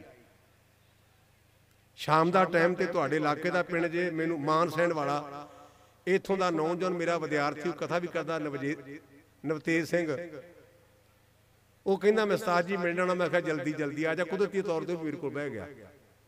ਕਹਿੰਦੇ ਗਿਆਨੀ ਜੀ ਕਿੰਨੇ ਲੈਣੇ ਜੇ? ਅੱਜ ਕੱਲ ਸਾਡੇ ਬੰਦੇ ਵਿਕੇ ਹੋਏ ਜੇ। ਇਹ ਮੇਰੇ ਘਰ ਦੀ ਗੱਲ ਜੇ, 16 ਦੀ ਗੱਲ, 20 ਅਗਸਤ 4:15 ਵਜੇ। ਤੇ ਕਿਹੜੇ ਬੰਦੇ ਆ? ਜਿਹੜਾ ਦਿੱਲੀ ਚ ਮੋਦੀ ਨਾਲ ਗਿਆ ਸੀ ਨਾ ਫਰਾਂਸ, ਉਹ ਬੰਦਾ ਮੇਰੇ ਘਰ ਆਇਆ। ਮੈਂ ਕਿਹਾ ਵੀ ਗੁਰਮੁਖੋ ਤੁਸੀਂ ਖਰੀਦਣ ਲਈ ਆਏ ਜੇ ਤੇ ਕੰਮ ਵਿਗੜ ਗਿਆ। ਕਹਿੰਦੇ ਗਿਆਨੀ ਜੀ ਕਿਵੇਂ? ਮੈਂ ਕਿਹਾ ਮੈਨੂੰ ਗੁਰੂ ਰਾਮਦਾਸ ਨੇ ਖਰੀਦ ਲਿਆ, ਉਹ ਵੱਡਾ ਤਗੜਾ ਜੋਹਰੀ, ਇਸ ਕਰਕੇ ਮੈਂ ਤੁਹਾਡੇ ਕਾਬੂ ਨਹੀਂ ਆਉਣਾ, ਕਿਉਂਕਿ ਮੇਰਾ ਮਾਲਕ ਬੜਾ ਤਗੜਾ ਹੈ। ਮੈਂ ਗੱਲ ਪੁਆਇੰਟ ਤੇ ਲਿਆਉਣੀ। ਮੈਂ ਉਹਨਾਂ ਨੂੰ ਆਖਿਆ, ਕਹਿੰਦੇ, ਮੈਂ ਕਿਹਾ ਵੀ ਤੁਸੀਂ ਚਾਹੁੰਦੇ ਕਿਉਂ? ਕਹਿੰਦੇ ਗਿਆਨੀ ਜੀ ਆਪਾਂ ਰਲ ਕੇ ਪ੍ਰਚਾਰ ਕਰੀਏ। ਮੈਂ ਕਿਹਾ ਗੁਰਮੁਖੋ ਬੇਨਤੀ ਇਉਂ ਆ, ਮੈਂ ਦੇਸੀ ਬੰਦਾ ਤੇ ਆਪਾਂ ਘਰ ਸੰਭਾਲੀਏ। ਕਹਿੰਦੇ ਜੀ ਸਮਝੇ ਨਹੀਂ। ਮੈਂ ਕਿਹਾ ਸਮਝਣਾ ਇਹ ਹੈ ਵੀ ਨਾ ਤੁਹਾਡੇ ਭਾਈਚਾਰੇ ਭਰਾਵਾਂ ਦੇ ਕੋਲ ਨਾ ਜਨੇਊ ਤੇ ਨਾ ਬੋਦੀ ਤਾਂ ਉੱਡ ਗਈਆਂ, ਤਾਂ ਨਾ ਕੋਈ ਤਿਲਕ ਲਾਉਂਦਾ, ਤੇ ਸਾਡਾ ਭਾਈਚਾਰਾ ਗੁਰਦੁਆਰੇ ਆਉਂਦਾ ਕੋਈ ਨਹੀਂ, ਸਾਰੇ ਕਬਰਾਂ ਤੇ ਜਾ ਕੇ ਬਹਿ ਕੇ ਮਿੱਠੇ ਚੌਲ ਖਾਣ। ਤੇ ਮੈਂ ਤੁਹਾਨੂੰ ਬੇਨਤੀ ਕਰਾਂਗਾ ਮੇਰੇ ਭਰਾਓ, ਮੈਂ ਕਿਹਾ ਵੀ ਤੁਸੀਂ ਤੇਲ ਦਾ ਪੀਪਾ ਲੈ ਕੇ ਤੇ ਆਪਣੇ ਭਰਾਵਾਂ ਦੀਆਂ ਬੋਦੀਆਂ ਬਣਾਓ ਤੇ ਨਾਲੇ ਜਨੇਊ ਪਾਓ। ਤੇ ਮੈਂ ਆਖਿਆ ਵੀ ਮੈਂ ਹੁਣ ਗੁਰਦੁਆਰੇ ਕਥਾ ਨਹੀਂ ਕਰਿਆ ਕਰਨੀ, ਮੈਂ ਕਬਰਾਂ ਤੇ ਕਰਾਂਗਾ। ਕਿਉਂ ਕਬਰਾਂ ਵਾਲੇ ਆਖਿਆ ਵੀ ਗੁਰਦੁਆਰੇ ਆਓ, ਅੰਨੇ ਹੋ ਇੱਥੇ ਕੀ ਲੈਂਦੇ ਜੇ ਕਬਰਾਂ ਚੋਂ? ਜਿਹੜੇ ਕਬਰਾਂ ਵਾਲੇ ਨੇ ਨਾ, ਹੁਣ ਵੇਖੋ ਪਿੰਡ ਚ ਨਕਮਾ ਬੰਦਾ ਨਾ ਗੋਲੀਆਂ ਖਾਂਦਾ, ਕਬਰ ਤੇ ਬਹਿ ਜਾਂਦਾ, ਤੇ ਕੰਮ ਬੜਾ ਸੌਖਾ, ਨਾ ਉੱਥੇ ਆਰਤੀ, ਨਾ ਉੱਥੇ ਅਰਦਾਸ, ਨਾ ਉੱਥੇ ਨਮਾਜ਼, ਨਾ ਉਹਦਾ ਪੱਪੀ ਗੋਲੀਆਂ ਖਾਂਦਾ, ਤੇ ਕਬਰ ਤੇ ਬਹਿ ਗਿਆ। ਪਿੰਡ ਵਾਲੇ ਕਹਿਣਗੇ ਬਾਬਾ ਪੱਪੀ ਸ਼ਾਹ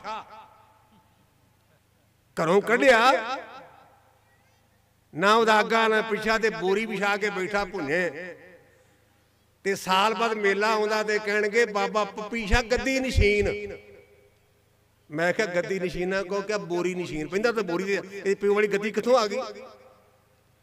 ਮੈਂ ਇਹ ਵਾਰ-ਵਾਰ ਤੁਹਾਨੂੰ ਚੁੰਡੀਆਂ ਤਾਂ ਵੜਦਾ, ਗੁਰੂ ਕੇ ਸਿੱਖੋ, ਸਾਡੀ ਜਗ੍ਹਾ ਕਬਰਾਂ ਨਹੀਂ, ਸਾਡੀ ਜਗ੍ਹਾ ਗੁਰੂਦੁਆਰੇ ਹੋਏ। ਸੋਝੀ ਪੈਸੀ, ਇਹ ਸੋਝੀ ਤੈਨੂੰ ਗੁਰੂ ਦੇ ਦਰ ਤੋਂ ਹੋਣੀ, ਕਬਰਾਂ ਤੋਂ ਨਹੀਂ ਹੋਣੀ, ਮਿੱਠੇ ਚੌਲ ਖਾਦਿਆਂ ਨਹੀਂ ਹੋਣੀ। ਕਿਉਂਕਿ ਸਾਡੇ ਗੁਰੂ ਦੀ ਹਦਾਇਤ ਹੈ, ਗੁਰੂ ਗੁਰੂ ਗੁਰ ਕਰਮਨ ਮੋਰ, ਗੁਰੂ ਬਿਨਾ ਮੈਂ ਨਹੀਂ ਹੋਰ, ਗੁਰੂ ਤੋਂ ਬਿਨਾ ਹੋਰ ਹੈ ਹੀ ਨਹੀਂ।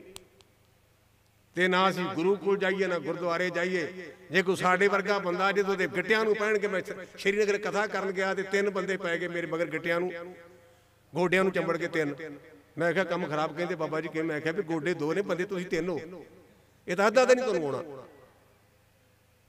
ਮੈਂ ਕਿਹਾ ਤੁਸੀਂ ਇਉਂ ਕਰੋ ਵੀ ਗੋਡੇ 2 ਵੇ ਲਾ ਲਓ, ਤੁਹਾਡਾ ਸੌਰਜ ਹੈ।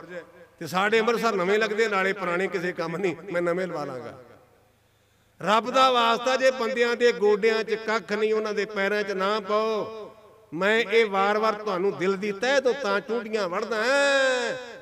ਮਨਮੁਖ, ਜਿਹੜਾ ਮਨਮੁਖ ਹੈ ਨਾ, ਸਤਿਗੁਰੂ ਸੱਚਾ ਛੱਡ ਕੇ ਮਨਮੁਖ ਹੋਏ, ਬੰਦੇ ਦਾ ਬੰਦਾ, ਬੰਦਿਆਂ ਦੇ ਬੰਦੇ ਨਾ ਬਣੋ।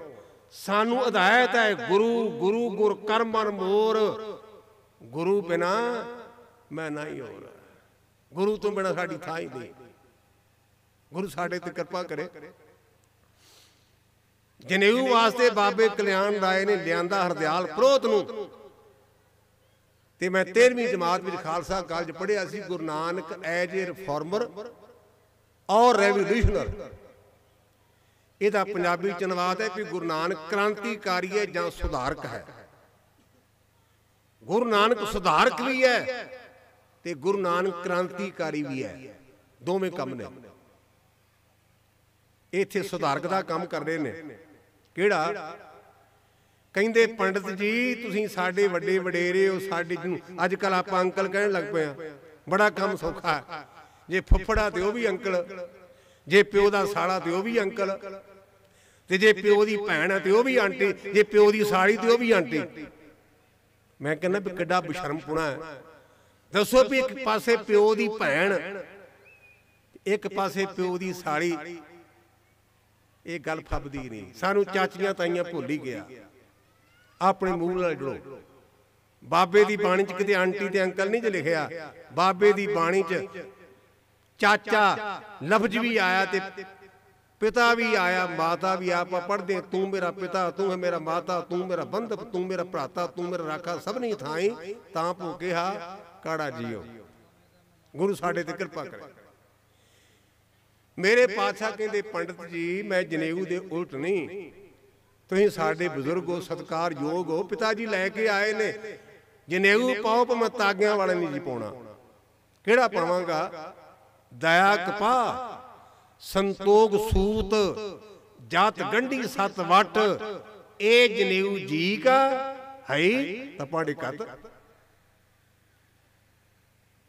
ਦਇਆ ਦੀ ਕਪਾ ਹੋਵੇ, ਦਇਆ ਹੈ, ਸੰਤੋਖ ਹੈ, ਕਰੈਕਟਰ ਹੈ। ਜੇ ਤਿੰਨੇ ਚੀਜ਼ਾਂ ਹੈਗੀਆਂ ਨੇ ਤੇ ਮੈਨੂੰ ਪਾ ਦੇ, ਮੈਂ ਇਤਰਾਜ਼ ਨਹੀਂ ਕਰਦਾ, ਪਰ ਮੈਂ ਤਾਗਿਆਂ ਨੂੰ ਨਹੀਂ ਮੰਨਣਾ। ਤੇ ਹੁਣ ਤਾਂ ਕੀ ਕਰੀਏ? ਜੇ ਵੀਰ ਵੇਖੀ ਤੇ ਉਹਨਾਂ ਗਿੱਟਿਆਂ ਧਾਗਾ ਬੱਧਾ ਹੈ, ਜੇ ਬੀਬੀਆਂ ਵੇਖੀ ਤੇ ਪਤਾ ਨਹੀਂ ਨਵੀਂ। ਮੈਂ ਤਾਂ ਪੜਦਾ ਪੜਦਾ ਬੁੱਢਾ ਹੋ ਗਿਆ, ਥੱਕ ਗਿਆ, ਮੜੀਆਂ ਨੂੰ ਲਾਗੇ ਚਲਾ ਗਿਆ। ਨਵੀਆਂ ਲੋਕ ਕਾਢਾਂ ਕਰਦੇ ਨੇ, ਬੀਬੀਆਂ ਦੇ ਗਿੱਟਿਆਂ ਤੇ ਵੀ ਤਾਗਾ, ਬੰਦਿਆਂ ਦੀ ਵੀ ਕਾਲਾ ਤਾਗਾ। ਤੇ ਉਧਰੋਂ ਲੋਕਾਂ ਦੀ ਬੜੀ ਹੈਰਾਨੀ, ਐਡਾ ਤੰਗ ਕਰਦੇ ਨੇ ਵੀ ਗਿਆਨੀ ਜੀ ਇਹਦਾ ਕੀ ਅਰਥ, ਇਹਦਾ ਕੀ ਅਰਥ। ਜੇ ਤਾਂ ਗੁਰਬਾਣੀ ਦਾ ਅਰਥ ਕਰਾਂ ਤੇ ਜਿਹੜੀ ਬਾਣੀ ਤੋਂ ਗੱਲ ਬਾਹਰ ਉਹਦਾ ਅਰਥ ਕੀ ਕਰਾਂ?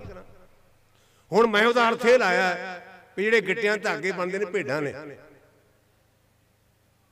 ਤਾਂ ਕਿ ਭੇਡਾਂ ਹੋਣ ਨਾ। ਮੇਰੇ ਪਿੰਡ ਭੇਡਾਂ ਬੜੀਆਂ ਸੀ, ਹੁਣ ਛੱਡ ਕੇ ਵਿਚਾਰੇ ਸਾਡੇ ਬਜ਼ੁਰਗੋ। ਉਹਨਾਂ ਦੇ ਨਾਂ ਸਨ ਚੂਚੀ, ਇੱਕ ਦਾ ਨਾਂ ਸੀ ਲੁੰਡਾ, ਇੱਕ ਦਾ ਨਾਂ ਸੀ ਗਰੀਬੂ।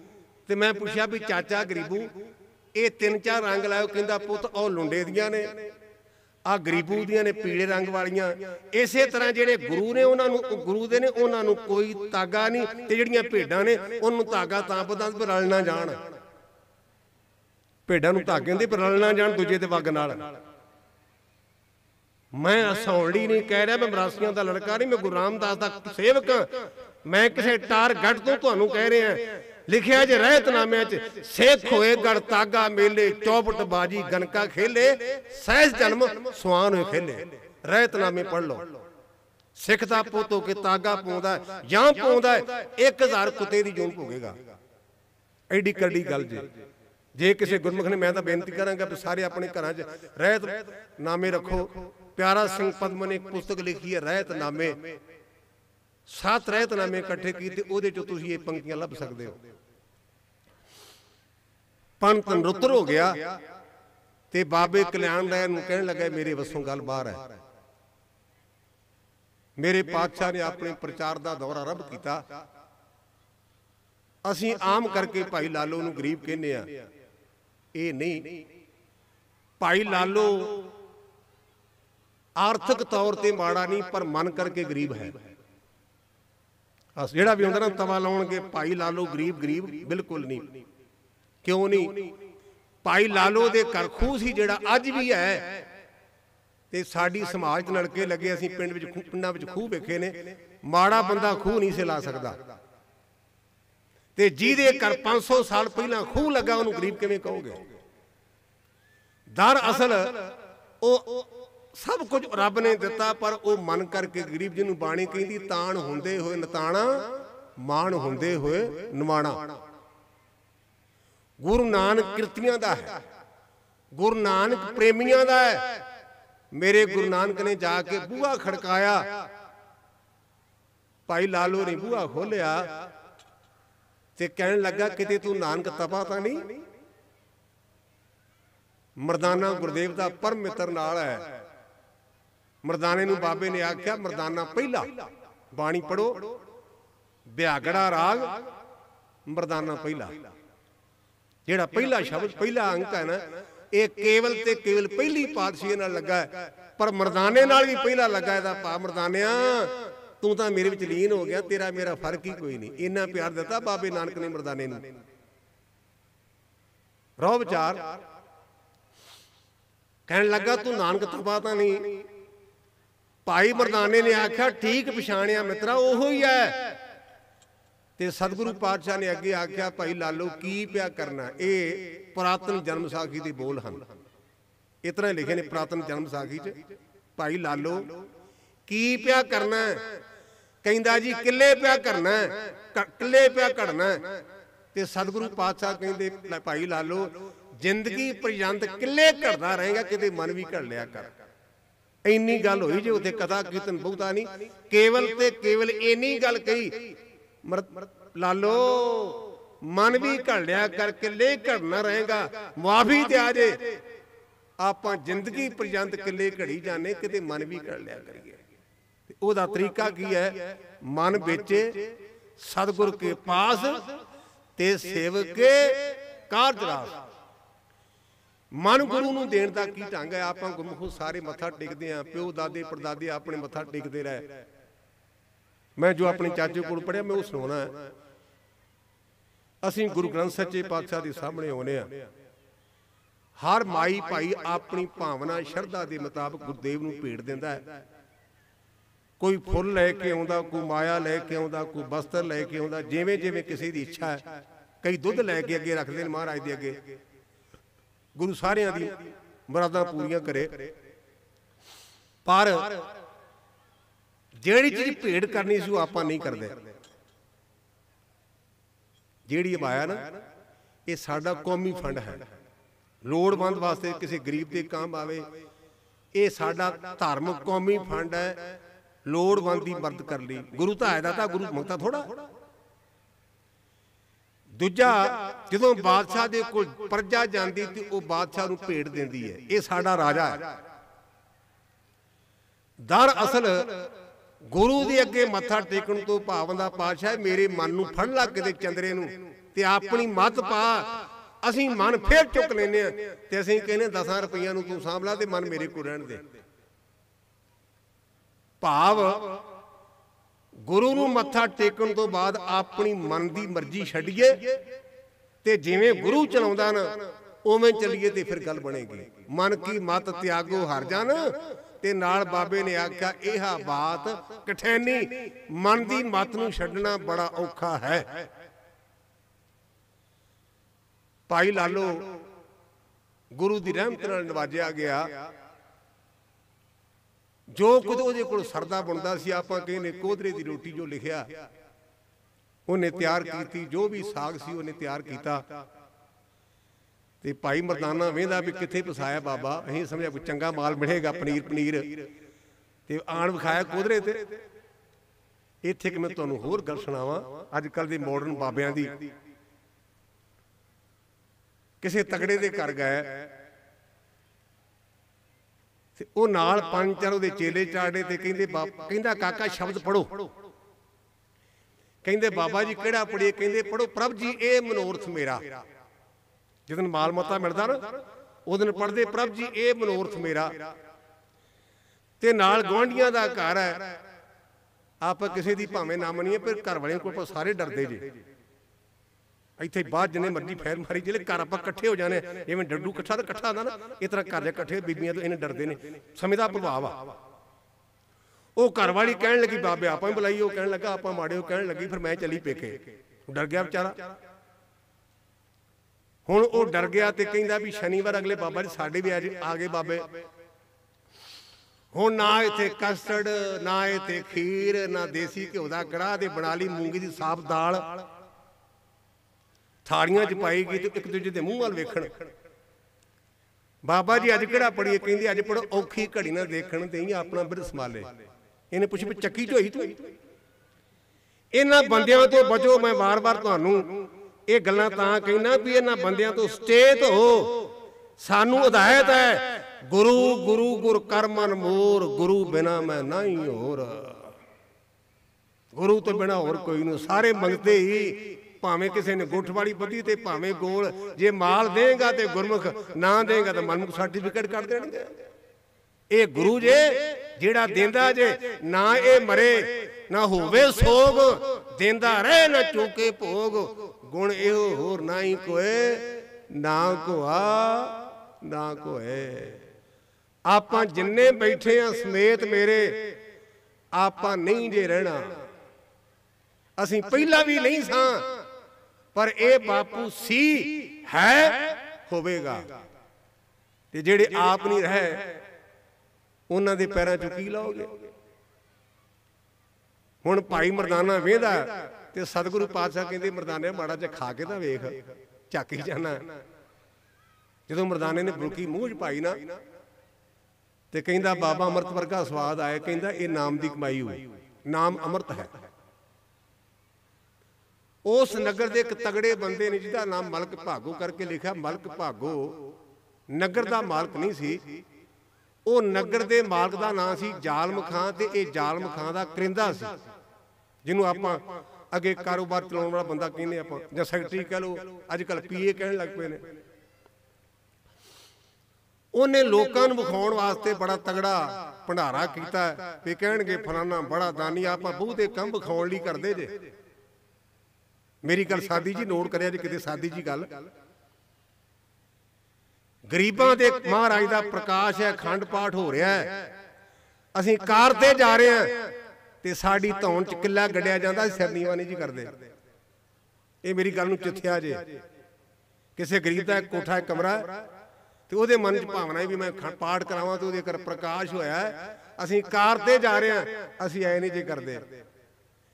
ਤੇ ਜੇ ਤਗੜੇ ਦੇ ਘਰ ਉਹਦਾ ਬਾਪੂ ਮਰਿਆ ਤੇ ਵਿਖਾ ਵਿਖਾ ਕੇ ਘੱਟ ਘੱਟ 100 ਤੋਂ 50 ਦੇ ਨਵੇਂ ਨੋਟ ਕੱਢ ਕੇ ਮੱਥਾ ਟੇਕਣਗੇ। ਇਹ ਮੱਥਾ ਗੁਰੂ ਨੂੰ ਨਹੀਂ ਟੇਕਿਆ ਜਾ ਰਿਹਾ, ਬੰਦਿਆਂ ਨੂੰ ਟੇਕਿਆ ਜਾ, ਵਿਖਾਇਆ ਜਾ ਰਿਹਾ। ਵਿਖਾ ਕੇ ਧਰਮ ਵਿਖਾਉਣ ਲਈ ਨਹੀਂ, ਧਰਮ ਧਾਰਨ ਲਈ ਹੈ। ਆਪਾਂ ਬਹੁਤੀ એનર્ਜੀ ਜਿਹੜੀ ਨਾ ਵਿਖਾਉਣ ਤੇ ਲਾਉਣੇ। ਲੋਕੀ ਕਹਿਣ ਫਲਾਣਾ ਗੁਰਮੁਖ ਹੈ, ਤੇ ਲੋਕਾਂ ਦਾ ਕੀ ਹੈ? ਲੋਕਾਂ ਕੋਲ ਸਰਟੀਫਿਕੇਟ ਨਾ ਮੰਗ, ਬੰਦਿਆਂ ਤੋਂ ਪਰਦਾ ਹੋ ਜਾਏਗਾ, ਪਰ ਇਹਦੇ ਤੋਂ ਨਹੀਂ ਹੋਣਾ। ਅੱਗੋਂ ਦੇਖੇ ਪਿੱਛੋਂ ਦੇਖੇ, ਤੋਈ ਤੇ ਕਾਂ ਛਪਾਵੇ। ਬਾਬਾ ਨਹੀਂ ਗਿਆ। ਧਾਰਮਿਕ ਬੰਦੇ ਦੀ ਪਛਾਣ ਬਾਣੀ ਦੇ ਮੁਤਾਬਕ ਪ੍ਰਵਾਹ ਨਾ ਹੀ ਕਿਸੇ ਕੇਰੀ ਬਾਹਰ ਸੱਚੇ ਨਾ।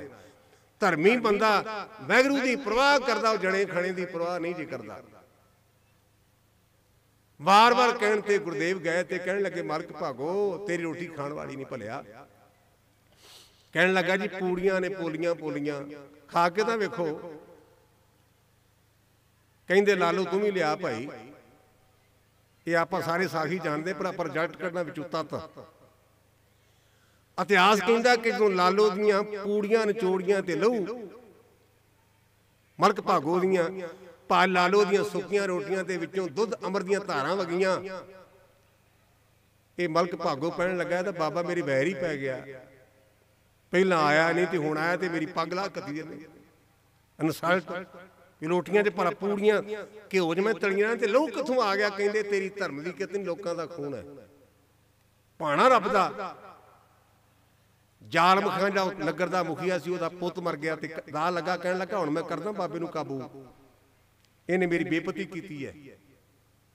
ਕਹਿੰਦਾ ਜੀ ਬਾਬੇ ਨਾਨਕ ਵਿੱਚ ਬੜੀ ਕਰਾਮਾਤ। ਉਹਦਾ ਭਾਈ ਲਾਲੋ ਦੇ ਘਰ ਆਇਆ ਹੈ, ਨੀਚਾਂ ਦੇ ਘਰ, ਨੀਚ ਕਹਿੰਦੇ ਨੇ ਗਰੀਬਾਂ ਨੂੰ।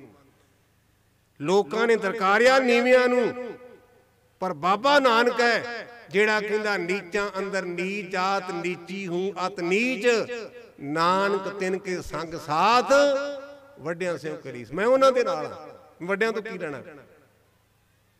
ਇਹ ਗੁਰਮੁਖੋ ਸਟੇਜਾਂ ਤੇ ਅੱਜ ਵੀ ਆਪਾਂ ਬੋਲਦੇ ਆ, ਵੋਟਾਂ ਪੈਣੀਆਂ ਨਾ, ਐਵੇਂ ਗਰੀਬਾਂ ਦੇ ਘਰ ਜਾਣਗੇ, ਸਾਡੇ ਜਿਹਨੇ ਖੁੰਡ ਹੋਣਗੇ ਨਾ MLA, ਅਜੇ ਬਣਨਾ ਬੁਣਾ ਦੂਰ ਦੀ ਗੱਲ ਹੈ। ਤੇ ਐਵੇਂ ਕਹਿਣਗੇ ਭਾਵੇਂ ਪਾਣੀ ਪੈ ਘੁੱਟ, ਤੇ ਭਾਵੇਂ ਸ਼ਾਮ ਤੱਕ ਢਿੱਡ ਪਾੜ ਜੇ, ਹਰ ਘਰੋਂ ਪਾਣੀ ਪੀਂਦੇ ਪੀ ਜੇ ਪਾਣੀ ਪੀਤਾ ਤੇ ਭਾਬੀ ਤਾਂ ਵੋਟ ਪਾਏਗੀ ਨਾ। ਤੇ ਮੁੜ ਕੇ ਵੋਟਾਂ ਤੋਂ ਬਾਅਦ ਨਾ ਭਾਬੀ ਲੱਭੇ ਨਾ ਦਿਓਰ ਲੱਭੇ। ਇਹਨਾਂ ਤੋਂ ਬਚੋ। ਨਵੇਂ ਨਵੇਂ ਦਿਓਰ ਹੋਣਗੇ, ਨਵੇਂ ਨਵੇਂ ਦਿਓਰ। ਕੋਈ ਕਹੇਗਾ ਤਾਈ ਘੁੱਟ ਪਾਣੀ ਦੇ ਪਿਆ। ਇਹ ਸਟੰਟ ਜੇ, ਸਟੰਟ ਇਹਨੂੰ ਕਹਿੰਦੇ ਰਾਜਨੀਤੀ। ਰਾਜਨੀਤਾ ਭਾਵ ਹੁੰਦਾ ਕਹਿਣਾ ਕੁਝ ਹੋਰ ਤੇ ਕਮਾਉਣਾ ਕੁਝ ਹੋਰ। ਇਹ ਵਿਦਾਂਤ ਵਿੱਚ ਮੈਂ ਪੜ੍ਹਿਆ। ਇਸੇ ਹੁਣ ਸਮਾਂ ਨਹੀਂ ਪਿਆ ਮੈਂ ਉਸ ਪਾਸੇ ਜਾਵਾਂ, ਵਿਦਾਂਤ ਵਾਲੇ ਪਾਸੇ। ਕਹਿਣ ਲੱਗਾ ਜੀ ਇਹ ਬਾਬੇ ਚ ਕਰਾਮਾਤ ਹੈ, ਤੇਰਾ ਪੁੱਤ ਜਿੰਦਾ ਕਰ ਸਕਦਾ ਹੈ। ਸਾਖੀ ਪੜ੍ਹਨੀ, ਗੁਰੂ ਬਾਬੇ ਨੇ ਭਾਈ ਲਾਲੋ ਦੇ ਘਰੋਂ ਬੇਈ ਰੋਟੀ ਮੰਗਾ ਕੇ ਜ਼ਾਲਮ ਖਾਨ ਦੇ ਪੁੱਤ ਦੇ ਮੂੰਹ ਨੂੰ ਲਾਈ ਤੇ ਉਹ ਜਿੰਦਾ ਹੋ ਗਿਆ। ਆਪਾਂ ਲਹੂ ਤੱਕ ਦਾ ਸਾਖੀ ਸੁਣਾਉਨੇ ਆ, ਪਰ ਭਾਈ ਲਾਲੋ ਦੀ ਸੁੱਕੀ ਰੋਟੀ ਉਹ ਜ਼ਾਲਮ ਖਾਨ ਦੇ ਬੇਟੇ ਦੇ ਮੂੰਹ ਨੂੰ ਲਾਈ, ਜਿੰਦਾ ਹੋ ਗਿਆ। ਕਿਹਾ ਨਹੀਂ ਜੀ ਅਸੀਂ ਤਾਂ ਦਰਬਾਰ ਸਾਹਿਬ ਦੇ ਸਿੰਘ ਸਾਹਿਬ ਕਰਕੇ ਤੁਹਾਨੂੰ ਬੁਲਾਇਆ ਸੀ, ਤੁਸੀਂ ਤਾਂ ਭੋਰਾ ਜਿਹਨਾਂ ਡਰਦੀ ਨਹੀਂ, ਝੂਠ ਹੀ ਬੋਲੀ ਜਾਂਦੇ, ਰੋਟੀ ਨੇ ਜਿੰਦਾ ਹੋ ਸਕਦਾ। ਉਹ ਗੁਰਮੁਖ ਰੋਟੀ ਦੀ ਮੈਂ ਗੱਲ ਨਹੀਂ ਕਰ ਰਿਹਾ, ਮੈਂ ਤਾਂ ਬਾਣੀ ਦੀ ਗੱਲ ਕਰਦਿਆਂ ਗੁਰੂ ਦੀ ਵਡਿਆਈ ਕਰਦਾ। ਮ੍ਰਿਤਕੋ ਜੀਵਾਲਨਹਾਰ, ਮੈਂ ਤਾਂ ਗੁਰੂ ਦੀ ਵਡਿਆਈ ਕਰਦਾ। ਮ੍ਰਿਤਕੋ ਪਾਇਓ ਤਨ ਸਾਸਾ ਬਿਛੜਤ ਆਨ ਮਲਾਇਆ। ਇਹ ਮਰਿਆ ਵਿਸ਼ਵਾਸ ਪਾ ਦਿੰਦਾ ਹੈ, ਹੋਰ ਤਾਂ ਛੱਡ। ਉਹ ਬਾਬੇ ਟਲ ਰਹੇ ਨੇ, ਜਿੰਦਿਆਂ ਕੀਤਾ ਸਾਡੇ ਕੋਲ ਗਵਾਹੀ ਅੰਮ੍ਰਿਤਸਰ ਸਾਹਿਬ, ਤੇ ਬਾਬਾ ਟਲ ਰਿਹਾ ਗੁਰੂ ਦਾ ਪੁੱਤਰ, ਤੇ ਗੁਰੂ ਕੀ ਨਹੀਂ ਕਰ ਸਕਦਾ। ਮੇਰਾ ਗੁਰੂ ਬਾਬਾ ਅੱਗੇ ਚੱਲਿਆ। ਇੱਕ ਦੀਪਾਲਪੁਰ ਪਿੰਡ ਹੈ ਮਿੰਟਗੁਮਰੀ ਜ਼ਿਲ੍ਹੇ 'ਚ। ਭਾਈ ਮਨੀ ਸਿੰਘ ਨੇ ਸਿੱਖਾਂ ਦੀ ਭਗਤ ਮਾਲਾ ਵਿੱਚ ਇੱਕ ਸਾਖੀ ਲਿਖੀ ਹੈ। ਰਾਤ ਦਾ ਟਾਈਮ ਜਾ ਕੇ ਉਹਦਾ ਦਰਵਾਜ਼ਾ ਖੜਕਾਇਆ, ਉਹਨੇ ਖੋਲ੍ਹਿਆ। ਭਾਈ ਮਨੀ ਸਿੰਘ ਦੀ ਲਿਖਤ ਮਨ ਨੂੰ ਟੁੰਬ ਜਾਂਦੀ ਹੈ। ਕਹਿੰਦੇ ਉਹਦਾ ਸਰਲੇਖ ਹੈ ਕੋੜੀ ਫਕੀਰ ਦਾ ਨਸਤਾਰਾ। ਜੇ ਕਿਸੇ ਸਾਖੀ ਪੜ੍ਹਨੀ ਹੋਵੇ ਨਾ, ਤਾਂ ਭਾਈ ਮਨੀ ਸਿੰਘ ਦੀ ਨਿੱਕੀ ਜੀ ਪੁਸਤਕ ਸਿੱਖਾਂ ਦੀ ਭਗਤ ਮਾਲਾ, ਉਹ ਤੇ ਲਿਖਿਆ ਕੋੜੀ ਫਕੀਰ ਦਾ ਨਸਤਾਰਾ। ਉਹਨੇ ਆਪਣੇ ਗਰੀਬ ਬੰਦੇ ਨੇ, ਵਿਚਾਰੇ ਬਿਮਾਰ ਨੇ, ਦਰਵਾਜ਼ਾ ਖੋਲ੍ਹਿਆ, ਬਾਬਾ ਅੰਦਰ ਗਿਆ। ਉਹ ਕੋੜੀ ਫਕੀਰ ਕਹਿੰਦਾ, ਬਾਬਾ ਤੁਸੀਂ ਕੌਣ ਹੋ? ਮੇਰੇ ਕੋਲ ਤਾਂ ਪਸ਼ੂ ਤੇ ਪੰਛੀ ਵੀ ਡਰਦੇ ਨੇ। ਵੇਖੋ ਗੁਰੂ ਨਾਨਕ ਦੀ ਵਡਿਆਈ, ਜਿਹਦੇ ਕੋਲ ਪਸ਼ੂ ਤੇ ਪੰਛੀ ਵੀ ਭੇਜ ਕਰਦੇ ਨੇ, ਬਾਬਾ ਨਾਨਕ ਉਹਨਾਂ ਤੇ ਵੀ ਕਿਰਪਾ ਕਰਦਾ। ਚਲੇ ਗਏ ਉਹਦੇ, ਬਹਿ ਕੇ ਝੌਂਪੜੀ 'ਚ, ਝੁੱਗੀ 'ਚ। ਕਹਿੰਦੇ ਮਰਦਾਨਿਆਂ ਰਬਾਬ ਜਾ ਕਾਈ ਸਿਫਤ ਖੁਦਾਈ ਦੀ ਕਰੀਏ। ਜਿਹੜੇ ਗੁਰਮੁਖ ਆਪਾਂ ਸਮਾਗਮ ਕਰਦੇ ਆ ਨਾ, ਇਹਦਾ ਤਾਤ ਪਰ ਜੇ ਵੀ ਇਹਦੇ 'ਚ ਖੁਦਾ ਦੀ ਸਿਫਤ ਕੀਤੀ ਜਾਏ। ਜਿਹੜਾ ਆਪਾਂ ਸਮਾਗਮ ਕਰਦੇ ਛੋਟੇ ਵੱਡੇ, ਇਹ ਰਬਾਬ ਵਜਾਉਨੇ ਆ, ਇਹ ਖੁਦਾ ਦੀ ਸਿਫਤ ਲਈ ਕਰਦੇ ਆ। ਜੇ ਖੁਦਾ ਦੀ ਸਿਫਤ ਛੱਡ ਕੇ ਹੋਰ ਕੰਮ ਕਰਦੇ ਤੇ ਫਿਰ ਇਹ ਰਬਾਬ ਨਹੀਂ ਜੇ। ਮਰਦਾਨਿਆਂ ਰਬਾਬ ਵਜਾਏ, ਕਾਈ ਸਿਫਤ ਖੁਦਾਏ ਦੀ ਕਰੀਏ। ਭਾਈ ਮਰਦਾਨੇ ਨੇ ਰਬਾਬ ਵਜਾਇਆ। ਗੁਰੂ ਬਾਬੇ ਨੇ ਬਾਣੀ ਅਚਾਰੀ, ਜੀਓ ਤਪਤ ਹੈ ਬਾਰੋ ਬਾਰ, ਤਬ ਤਬ ਖਪੇ ਬਹੁਤ ਬੇਕਾਰ, ਜੈ ਤਨ ਬਾਣੀ ਵਿਸਰ ਜਾਏ, ਜਿਉ ਪੱਕਾ ਰੋਗੀ ਵਿਲਾਏ। ਪੱਕੇ ਰੋਗੀ ਦਾ ਭਾਵਨਾ ਜਿਹਦੇ ਤੇ ਦਵਾਈ ਅਸਰ ਨਾ ਕਰੇ। ਇਹ ਬੜੇ ਸਾਫ਼ ਬੋਲੀ ਹੈ, ਸੌਖੀ ਸਮਝ ਪੈ ਜਾਂਦੀ ਹੈ। ਬਾਬਾ ਕਹਿੰਦਾ ਇਹ ਵਾਰ-ਵਾਰ ਬੰਦਾ ਕਿਉਂ ਤਪਦਾ ਹੈ? ਜਿਉ ਤਪਤ ਹੈ ਬਾਰੋ ਬਾਰ, ਤਬ ਤਬ ਖਪੇ ਬਹੁਤ ਬੇਕਾਰ, ਜੈ ਤਨ ਬਾਣੀ ਵਿਸਰ ਜਾਏ, ਜਿਉ ਪੱਕਾ ਰੋਗੀ ਵੱਲ ਆਏ। ਆਪਾਂ ਜੇ ਦੁਖੀਆਂ ਤੇ ਆਪਸ ਕਰਕੇ ਦੁਖੀ, ਸਾਨੂੰ ਬਾਣੀ ਵਿਸਰ ਗਈ, ਬਾਣੀ ਭੁੱਲ ਗਈ। ਮੈਂ ਤਕਰੀਬਨ ਜਿੰਨੇ ਟਾਈਮ ਵੀ ਲਾਉਣਾ ਕਥਾ ਦੇ, ਜਿੱਥੇ ਜਿੱਥੇ ਜਾਣਾ, ਦਿਹਾੜੀ 'ਚ 1 ਜਾਂ 2 ਜਿੰਨੇ ਵੀ ਹੋਣ, ਮੈਂ ਦਾਅਵੇ ਨਾਲ ਕਹਿੰਦਾ ਆਪਣੀ ਜ਼ਿੰਦਗੀ ਦੇ ਤਜਰਬੇ 'ਚੋਂ ਸਾਨੂੰ 2-4 ਬੀਬੀਆਂ ਭਰਾ ਗੁਰਮੁਖ ਮਿਲਦੇ, ਵੱਡੇ ਛੋਟੇ। ਗਿਆਨੀ ਜੀ ਬੜੇ ਪਰੇਸ਼ਾਨ ਆ, ਭਾਵੇਂ ਇੱਕ ਮਿਲੇ ਤੇ ਭਾਵੇਂ ਵੱਧ ਮਿਲਣ। ਮੈਂ ਜੋ ਤੱਕ ਸਮਝਿਆ ਨਾ, ਪਰੇਸ਼ਾਨੀ ਦਾ ਕਾਰਨ ਇਹ ਵੀ ਅਸੀਂ ਬਾਣੀ ਤੋਂ ਦੂਰ ਹੋ ਗਏ। ਪਰੇਸ਼ਾਨੀ ਦਾ ਕਾਰਨ ਅਸੀਂ ਬਾਣੀ ਤੋਂ ਦੂਰ ਹੋ ਗਏ। ਮੈਂ ਦਾਅਵੇ ਨਾਲ ਕਹਿੰਦਾ ਜੇ ਦਿਲ ਦੀ ਤਹਿ ਤੋਂ, ਜਿੱਥੇ ਬਾਣੀ ਹੈ ਉੱਥੇ ਪਰੇਸ਼ਾਨੀ ਨਹੀਂ, ਜਿੱਥੇ ਪਰੇਸ਼ਾਨੀ ਉੱਥੇ ਬਾਣੀ ਨਹੀਂ ਹੋਣੀ। ਸਿੱਧੀ ਜੀ ਗੱਲ ਜੇ, ਜਿੱਥੇ ਪਰੇਸ਼ਾਨੀ ਉੱਥੇ ਬਾਣੀ ਨਹੀਂ ਹੋਣੀ। ਜੇ ਬਾਣੀ ਹੈ ਨਾ ਤੇ ਫਿਰ ਪਰੇਸ਼ਾਨੀ ਨਹੀਂ। ਬਾਣੀ 'ਚ ਇੰਨੀ ਤਾਕਤ ਹੈ। ਦਰਬਾਰ ਸਾਹਿਬ ਦਾ ਹੈਡ ਗ੍ਰੰਥੀ ਜਲਾਦ ਨੇ ਉਹਦੇ ਗੁੱਟ ਤੇ ਵਾਰ ਕੀਤਾ। ਕਹਿੰਦਾ ਭਲਿਆ ਪੁਰਸ਼ਾ, ਤੇਰੇ ਮਾਲਕ ਦੀ ਆਗਿਆ ਬੰਦ ਕੱਢਣ ਦੀ ਪੋਟੇ, ਤੇ ਇਹ ਬੰਦ ਪੋਟਿਆਂ ਤੋਂ ਆਰੰਭ ਹੁੰਦਾ, ਇਹ ਗੁੱਟ ਤੋਂ ਨਹੀਂ ਹੁੰਦਾ।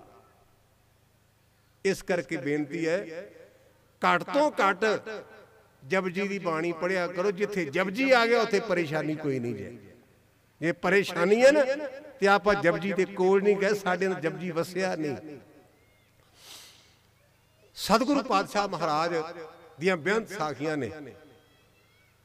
ਇੱਕ ਤਲੰਬਾ ਸ਼ਹਿਰ ਹੈ ਤੇ ਤਲੰਬੇ ਦੇ ਇੱਕ ਲਾਗੇ ਪਿੰਡ ਹੈ ਮਖਦੂਮਪੁਰਾ। ਜਿਹੜੇ ਵੱਡੇ ਵੱਡੇ ਸ਼ਹਿਰ ਨੇ ਨਾ ਉਹਨਾਂ 'ਚ ਕਈ ਪਿੰਡ ਨਾਲ ਨਾਲ ਰਲੀ ਜਾਂਦੇ ਹਨ। ਸ਼ਹਿਰ ਦਾ ਨਾਮ ਤਲੰਬਾ, ਪਿੰਡ ਦਾ ਨਾਮ ਮਖਦੂਮਪੁਰਾ। ਉੱਥੇ ਚਾਚੇ ਤੇ ਭਤੀਜੇ ਨੇ ਇੱਕ ਲੇਬਲ ਧਰਮ ਦਾ ਪਰ ਕੰਮ ਅਧਰਮ ਦਾ ਕਰਦੇ ਨੇ। ਚਾਚੇ ਦਾ ਨਾਮ ਹੈ ਸੱਜਣ, ਭਤੀਜੇ ਦਾ ਨਾਮ ਹੈ ਕੱਜਣ।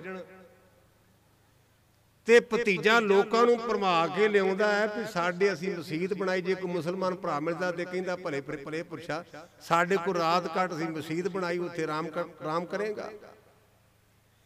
ਜੇ ਕੋਈ ਹਿੰਦੂ ਭਰਾ ਮਿਲਦਾ ਤੇ ਕਹਿੰਦਾ ਅਸੀਂ ਮੰਦਿਰ ਬਣਾਇਆ। ਬਣਾਇਆ ਕਾਹਦੇ ਲਈ ਹੈ? ਲੁੱਟਣ ਲਈ। ਅੱਜ ਵੀ ਦੁਕਾਨਾਂ ਬਣੀਆਂ ਜੇ ਮੇਰੇ ਭਰਾਓ। ਆਪਾਂ ਗੁਰੂ ਤੇਗ ਬਹਾਦਰ ਪਾਤਸ਼ਾਹ ਦਾ 400 ਸਾਲਾ ਦਿਹਾੜਾ ਮਨਾ ਰਹੇ ਹਾਂ।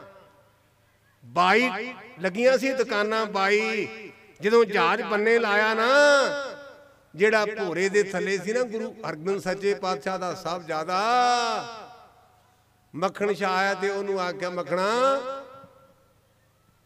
ਤੇਰੇ ਜਹਾਜ਼ ਦੇ ਕਿੱਲਾਂ ਦਾ ਨਿਸ਼ਾਨ ਅਜੇ ਮੇਰੇ ਮੋਢੇ ਉੱਪਰ ਹੈ। 22 ਬਾਹਰ ਵਾਲੇ ਸੁੱਤੇ ਜਕਾਰਿਆਂ ਵਾਲੇ ਤੇ ਮੋਢਾ ਘੋਰ ਦੇਵੇ। ਇਸ ਕਰਕੇ ਮੈਂ ਤੁਹਾਨੂੰ ਬੇਨਤੀ ਕਰਦਾ, ਟਰੱਕ ਭਰ ਕੇ ਟਰਾਲੀਆਂ ਭਰ ਕੇ ਜਾਂਦੇ ਜੇ ਖੁੱਡਿਆਂ ਤੇ ਉਹਨਾਂ ਬੰਨੇ ਨਹੀਂ ਚਲਾਉਣਾ। ਬੰਨੇ ਲਾਏ ਤੇ ਇਹਨੇ ਲਾਉਣਾ ਜੇ, ਇਹਨੇ ਲਾਉਣਾ ਜੇ ਬੰਨੇ। ਬਚੋ। ਮੈਂ ਗੱਲ ਨਿਬੇੜਾਂ ਕਿਉਂਕਿ ਉਹਨਾਂ ਆਖਿਆ ਵੀ ਗੁਰਮੁਖਾ ਲੈ ਤੇ ਜਾ। ਹੁਣ ਤਾਂ ਕਹਾ ਗੱਲ ਹੀ ਖਤਮ ਹੋ ਗਈ ਵੀ ਆਪਣੀ ਟਿਕਟ ਚੁੱਕ ਤੇ ਆਪਣੀ ਸਵਾਰੀ 'ਚ ਬਹਿ। ਇਹ ਟਿਕਟ ਆ ਨਾ। ਨਹੀਂ ਹੁਣ ਮੇਰੇ ਭਰਾ ਆ ਗਏ ਜੀ ਆਇਆਂ ਨੂੰ। ਗ੍ਰਹਿ ਵਿਚਾਰ ਰਾਤ ਪਈ। ਮੈਂ ਗੱਲ ਨਿਬੇੜਾਂ ਮਾੜਾ ਜਿਹਾ ਸਾਥ ਗਏ ਨਾ, ਜਿਹੜੇ ਝੋਕਾਂ ਲਾਉਂਦੇ ਕਾਇਮ ਹੋ ਜਾਂਦੇ ਨੇ। ਰਾਤ ਪਈ ਤੇ ਸੱਜਣ ਆਇਆ ਤੇ ਕਹਿੰਦਾ ਸੌਂ ਜਾਓ ਬਾਬਾ ਜੀ, ਅੱਧੀ ਰਾਤ ਹੋ ਗਈ ਹੈ। ਮਰਦਾਨੇ ਨੇ ਆਖਿਆ, ਮਿੱਤਰਾ ਜਿਹਨੂੰ ਸੌਣ ਲਈ ਕਹਿੰਦਾ ਇਹ ਸੁੱਤਿਆਂ ਨੂੰ ਜਗਾਉਣ ਲਈ ਆਇਆ ਈ। ਤੂੰ ਕਹਿੰਦਾ ਸੌਂ ਜਾ, ਇਹ ਸੁੱਤਿਆਂ ਨੂੰ ਜਗਾਉਣ ਲਈ ਆਇਆ ਏ। ਕਿਉਂਕਿ ਬਾਣੀ ਕਹਿੰਦੀ ਅਗਿਆਨੇ ਲਾਏ ਸਵਾਲਿਆ, ਗੁਰ ਗਿਆਨੇ ਲਾਏ ਜਗਾਵੇ ਗੋ। ਇਹ ਗੁਰੂ ਰਾਮਦਾਸ ਪਾਤਸ਼ਾਹ ਦਾ ਸ਼ਬਦ ਹੈ। ਅਗਿਆਨੇ ਲਾਏ ਸਵਾਲਿਆ, ਗੁਰ ਗਿਆਨੇ ਲਾਏ ਜਗਾਵੇ ਗੋ। ਤੇ ਗੁਰਦੇਵ ਕਹਿੰਦੇ ਮਰਦਾਨਿਆਂ ਲੋਹਾ ਗਰਮ ਹੋਇਆ ਸੱਟ ਮਾਰੀਏ, ਰਬਾਬ ਸੁਰ ਕਰ ਕਾਈ ਸਿਫਤ ਖੁਦਾਏ ਦੀ ਕਰੀਏ। ਮਰਦਾਨੇ ਰਬਾਬ ਸੁਰ ਕੀਤਾ।